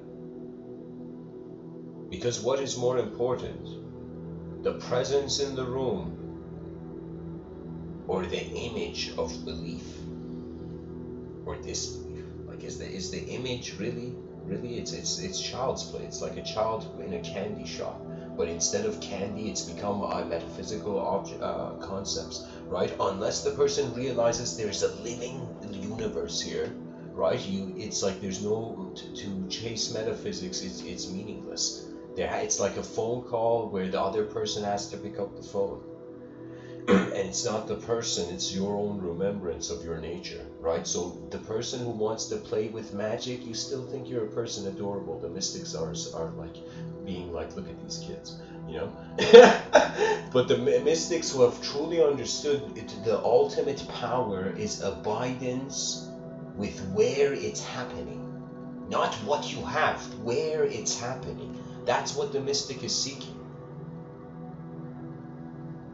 The location of the ultimate and realizing it's within. Holy shit, so many people have been looking for truth outside of themselves. Like, and excuse my language.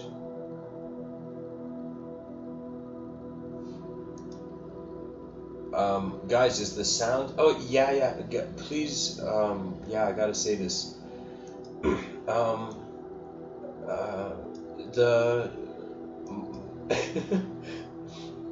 Guys, there's an issue with my headphone, and anyways, just bear with me in this talk. In the future talks, the audio is going to be way more improved.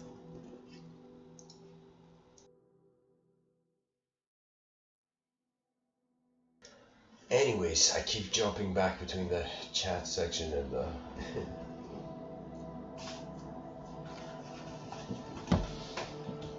because I'm not using a microphone, it's actually just the desktop computer's microphone. But in the future, guys, you know, and I want to take this time to say that there's a Patreon community for those interested.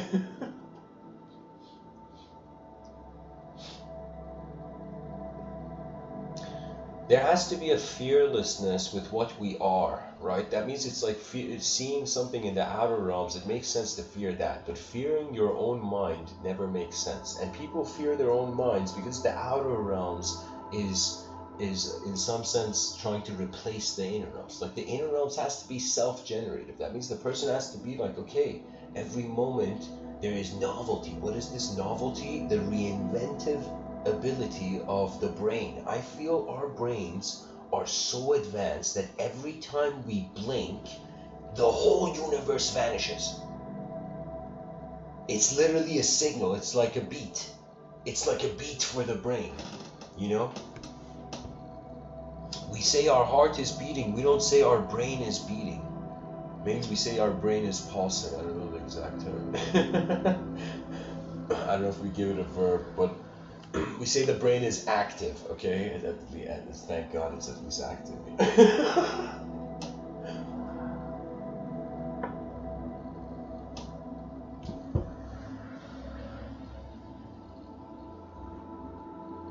Desire is a animal's game.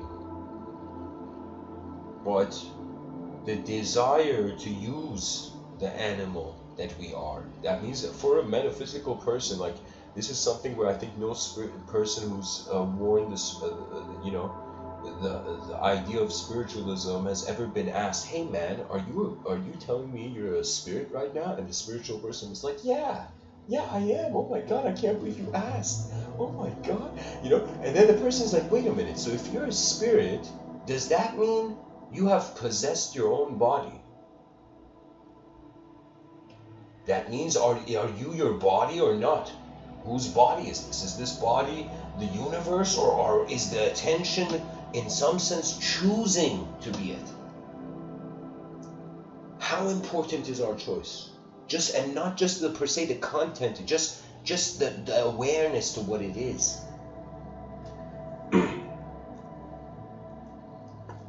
God is a word, guys. And it's a word where, just like words in a book, when two people read a book, they don't read the same book, even though it's the same letters. They see the images in their inner realms arise differently. That means when you read a book fast, you're pretty much seeing a film.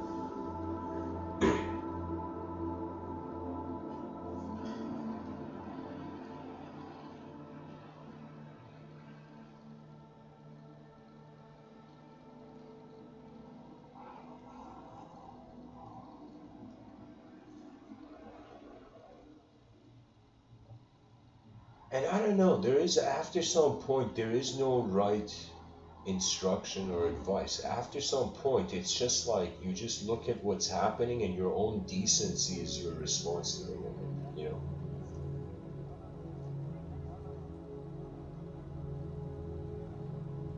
For me, this is the thing, this is the most, the wallpaper of this talk, if you look at it, just try to fathom that character's psychology, regardless of the backstory. I have no idea. Whoever drew this was incredible, but I'm just trying to fathom that person's psychology. That person is in the most crucial moment of their life, because the way they choose to respond to their suffering will suggest what they deserve in the future. You see, it's not just about you suffering, it's how are you responding to your suffering. Because if the person can't see it, they can't suffer, right? If a person doesn't know, they were walking on thin ice and they just thought it was a concrete road and they go past it, it's like, you know, if ignorance is bliss in George Orwell's 1984. That means it's so easy to be ignorant. It's just like breaking down a house of cards, of course. Learn, it's like we are not, it's like this is the next thing, where the next era requires to actually build an educational system that doesn't want to give you knowledge. That's not a slogan. We're an educational system that wants to prepare the most advanced human experience, as if we get a legend going, not a prophecy, a legend as if it's already happened, right? A legend of the future, as if a time traveler came and said, there will be a legend, there will be a wave in humanity, the most advanced. And suddenly, every generation, as if it echoed in all parallel realities, the roar, you know, of, let us say, this beam of Skanda, you know, this cosmic general's command. Skanda is the generalissimo and medic thought of the gods, you know.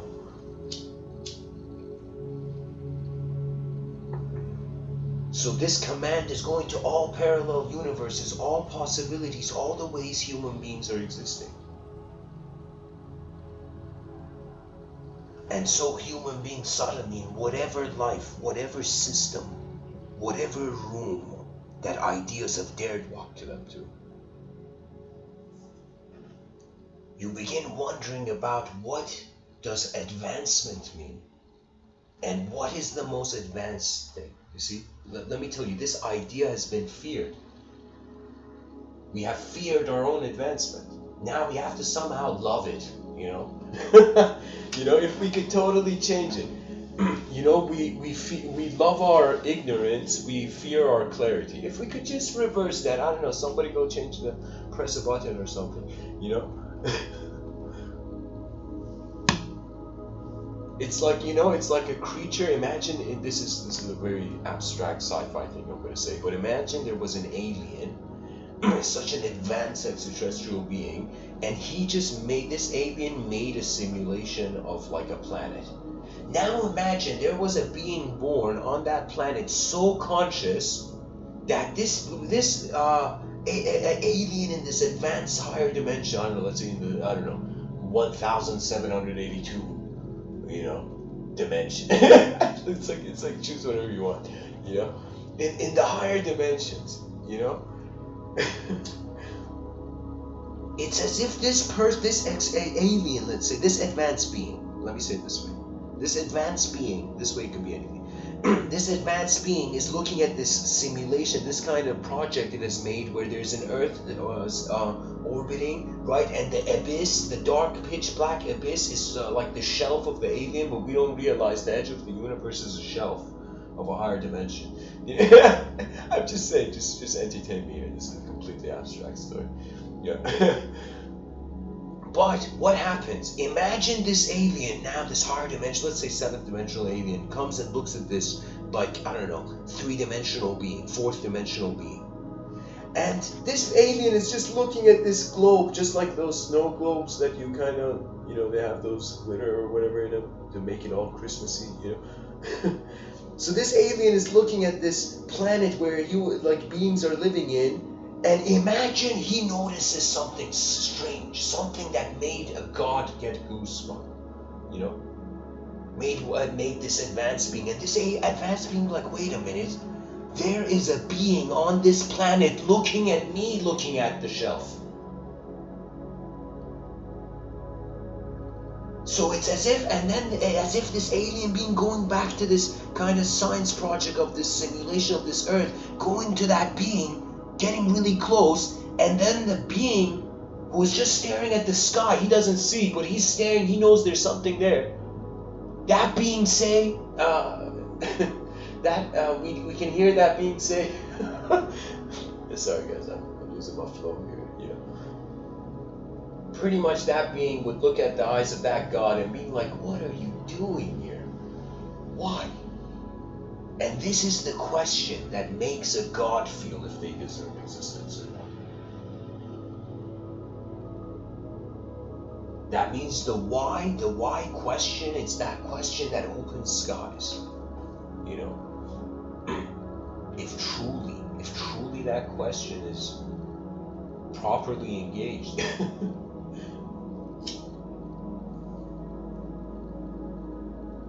So you see, that's the beautiful thing I saw in the mystics. Such advanced beings that they were not here, they were not just communicating with, like, think of it this way, an introverted person is just communicating with themselves. An extroverted person is communicating with others, right? But the mystic, it's like, who's the mystic communicating to, you know? And the mystic is communicating to the universal event. For the first time, having the strength as whatever will you are, to wonder, okay, what is this? The inseparability of how I am being an individual in a universe at the same time. You can be the whole universe while being a human being. That means you could still be non-dual while being a human being, because even in the non-dualism, you realize the non-dualism was always there. That means a person doesn't even have to, in their inner realms, they can live like a monk. In their outer realms, they don't have to. You know, the outer realms are dependent on the environment.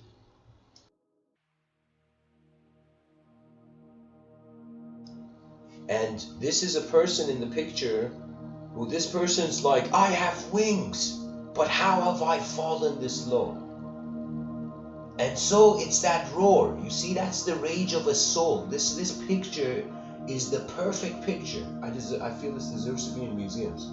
This picture is the roar of the mind, because it's an abstract. It's like an elven angel or whatever. Like, it's the roar of the mind. It's the rage of the soul through the mind. The mind, like the body is temporary, so you don't have to worry about it. But the mind, which is echoing on and on, what do you do with that? So the body, the human life, Rama, in Vedic thought, this deity, this divine figure, somebody came and asked him, Rama, why should we work for enlightenment? I don't like to do this. You know, why do I have to do it? And Rama says, you human beings don't realize the blessing we have. That in this life, we get to ask the question and have the unknown be unknown. In lesser dimensions, Rama tells the people of the time, he says in lesser dimensions, they don't know the unknown exists. They're too lost in the animalistic unconscious to even know the unconscious, right? There's no, that means that it's like as if they can't even ask the question of enlightenment in the lesser dimensions. And in higher dimensions, they don't need to ask it. They have, it's as if the gods have so many offerings. The gods are like, okay, what enlightenment? It's perfect here, you know? It's like a perfect, it's like a, imagine in a godly jacuzzi, right? Which you never want to leave, but you can't stay in it. That means even, even gods need to change to themselves at least.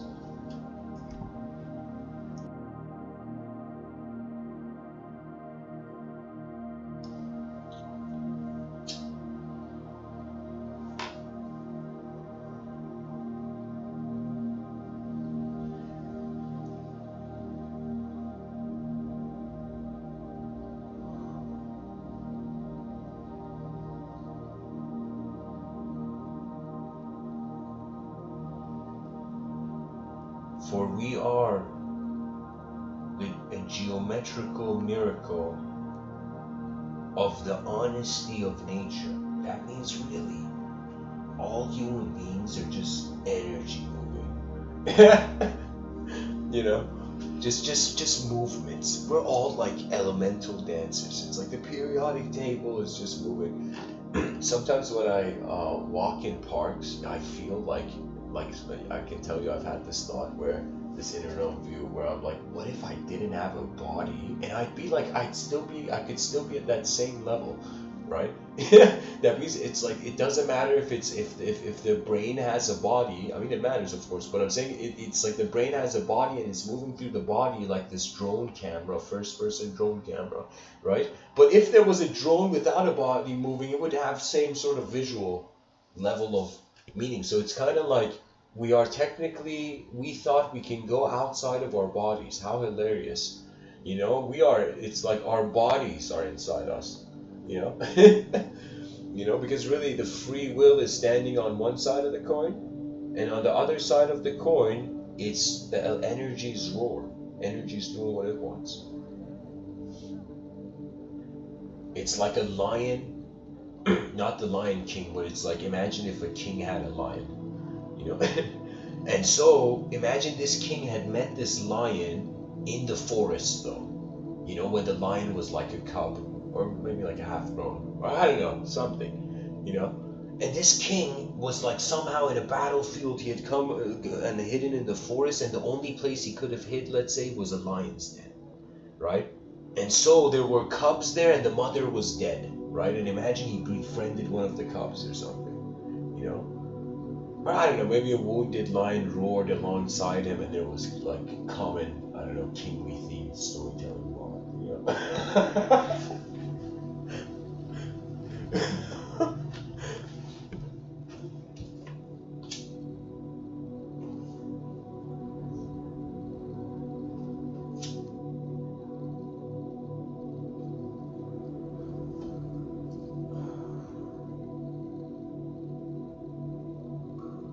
There is so many phases of humanity's evolution left. A geometrical, I'll speak about it in this episode as renaissances. That means giant shifts in how human beings live. There's gonna be a giant, a huge multi-dimensional. Okay, let me call it shift instead of renaissance. There's gonna be a geometrical shift. Huge global geometrical shift. That means human beings all around the planet and children born are going to start having a hypersensitivity to geometry. Not the geometry we see now, the geometry of the mind, also grounded with the body. You see, it's as if we are like a three-dimensional being and what we see is two-dimensional. It's hilarious. We're being three-dimensional, but what we see is two-dimensional. Imagine, I'm just using these 2D, 3D as an example. So, like, we're cubes that think we're only squares. Oh, I'm getting just the thought, the square of this moment, lovely, you know? But in all moments, you have been a cube. And the memory of the cube is also there, right? And I'll tell you this, how advanced the human brain is. I'm a person I'm bilingual. At the age of 7, I went to Canada. I'm speaking from Canada now, Toronto, Canada, but I went to Vancouver, And I remember a memory where I was in class and I only knew 3 words, my name and yes and no. Okay? And there was something where there was just this teacher, and I could just see this lady was angry. Like her anger was way more obvious to me than what she was saying, right? And I only knew 2 words. So I was like, she was talking to me and I was like, yes, no, yes. And she suddenly caught on to it, you know?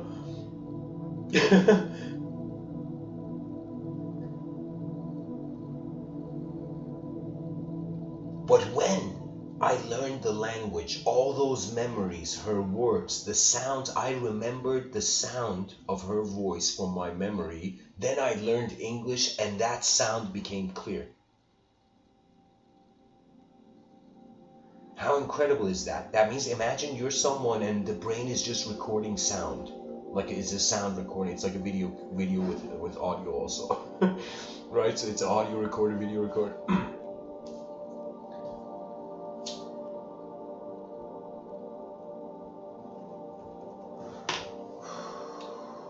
This camera has recorded many sounds. That means when I think about it, like I have literally watched so many Japanese shows with English subtitles that you know that my ears have heard a lot of Japanese, and it was and so what it is I don't know the language, but if one day I learned it, how many memories of the language being there in the mind of the person is there? Right? So when the sooner you know things, the more you can recognize in every journey, right? So the brain is incredibly advanced, and people feel we have to know it absolutely and things have to get solved absolutely. And because of this impatience, there is, like, I would say 50% of suffering is unnecessary and is a waste of time. That means anytime you see you're suffering, but it's like your own suffering's wasting your time, like, you know, move ahead, you know? I'm like, okay, you know, it's like, okay, enough suffering for today. Let's do something.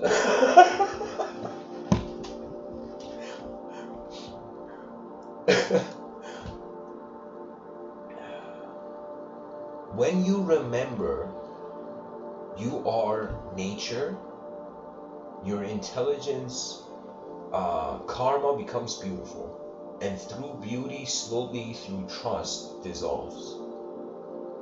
So it's like you have karma because it's like a drop of fearing evaporation. Oh my God, you know, then the drop goes into the river. Then it's like, what's the karma of a river? Only one direction, right? So when Terence McKenna, the scholar, said the transcendental object of time for a creature in language, just going forth is the only thing it can do in a story.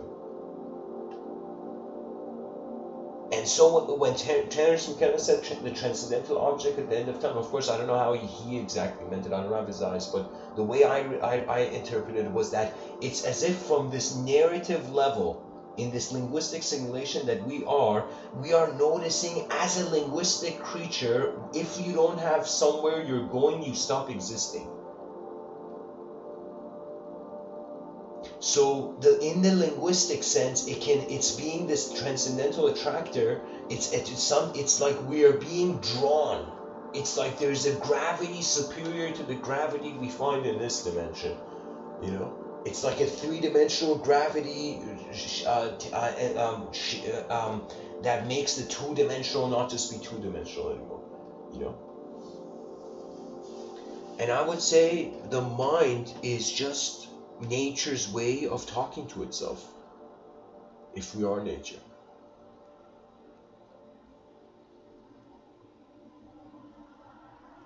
Freedom, it is not just an idea, it's not just a behavior, it's just recognizing everybody is temporary. So the only thing we can do is celebrate just our opportunity to be something, you know?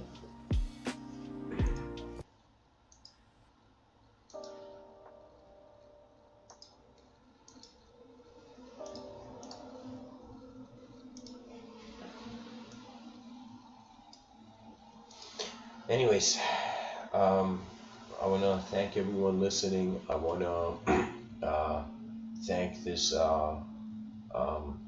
I don't know, elfish angel warrior for, not screaming too loud.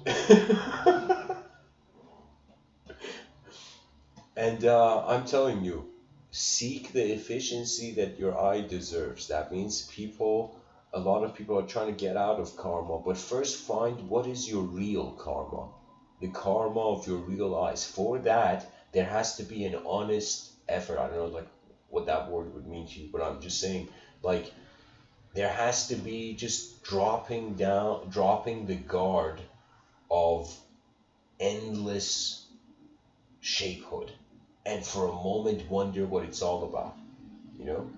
And then the experience speaks much louder than the words ever can. And the actions will always show.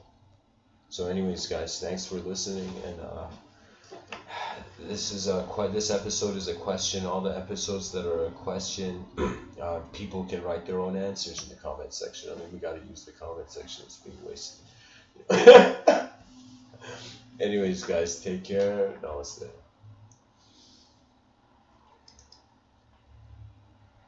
And one last thing, honor human intelligence.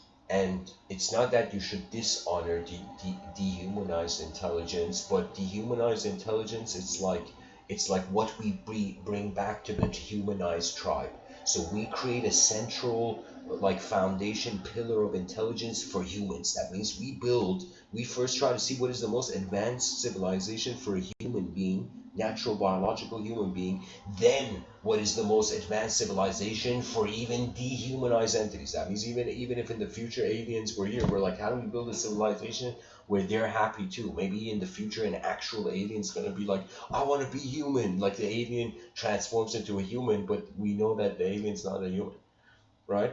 And so the alien's like, it's my right to be a human, even though I wasn't born on this planet, And we'll be like, okay, civilization is advanced. And because it advanced, all that is being asked is that everybody should be free, but they should be free in a win-win mentality where they're taking care of the blind spots of their species, right? Because every human being's victory, and not the outer realm shape of it. I'm just saying, like, do we want to be in a planet with advanced beings or like not advanced beings? I mean, come on, it's obvious. Anyways, guys, thanks for listening.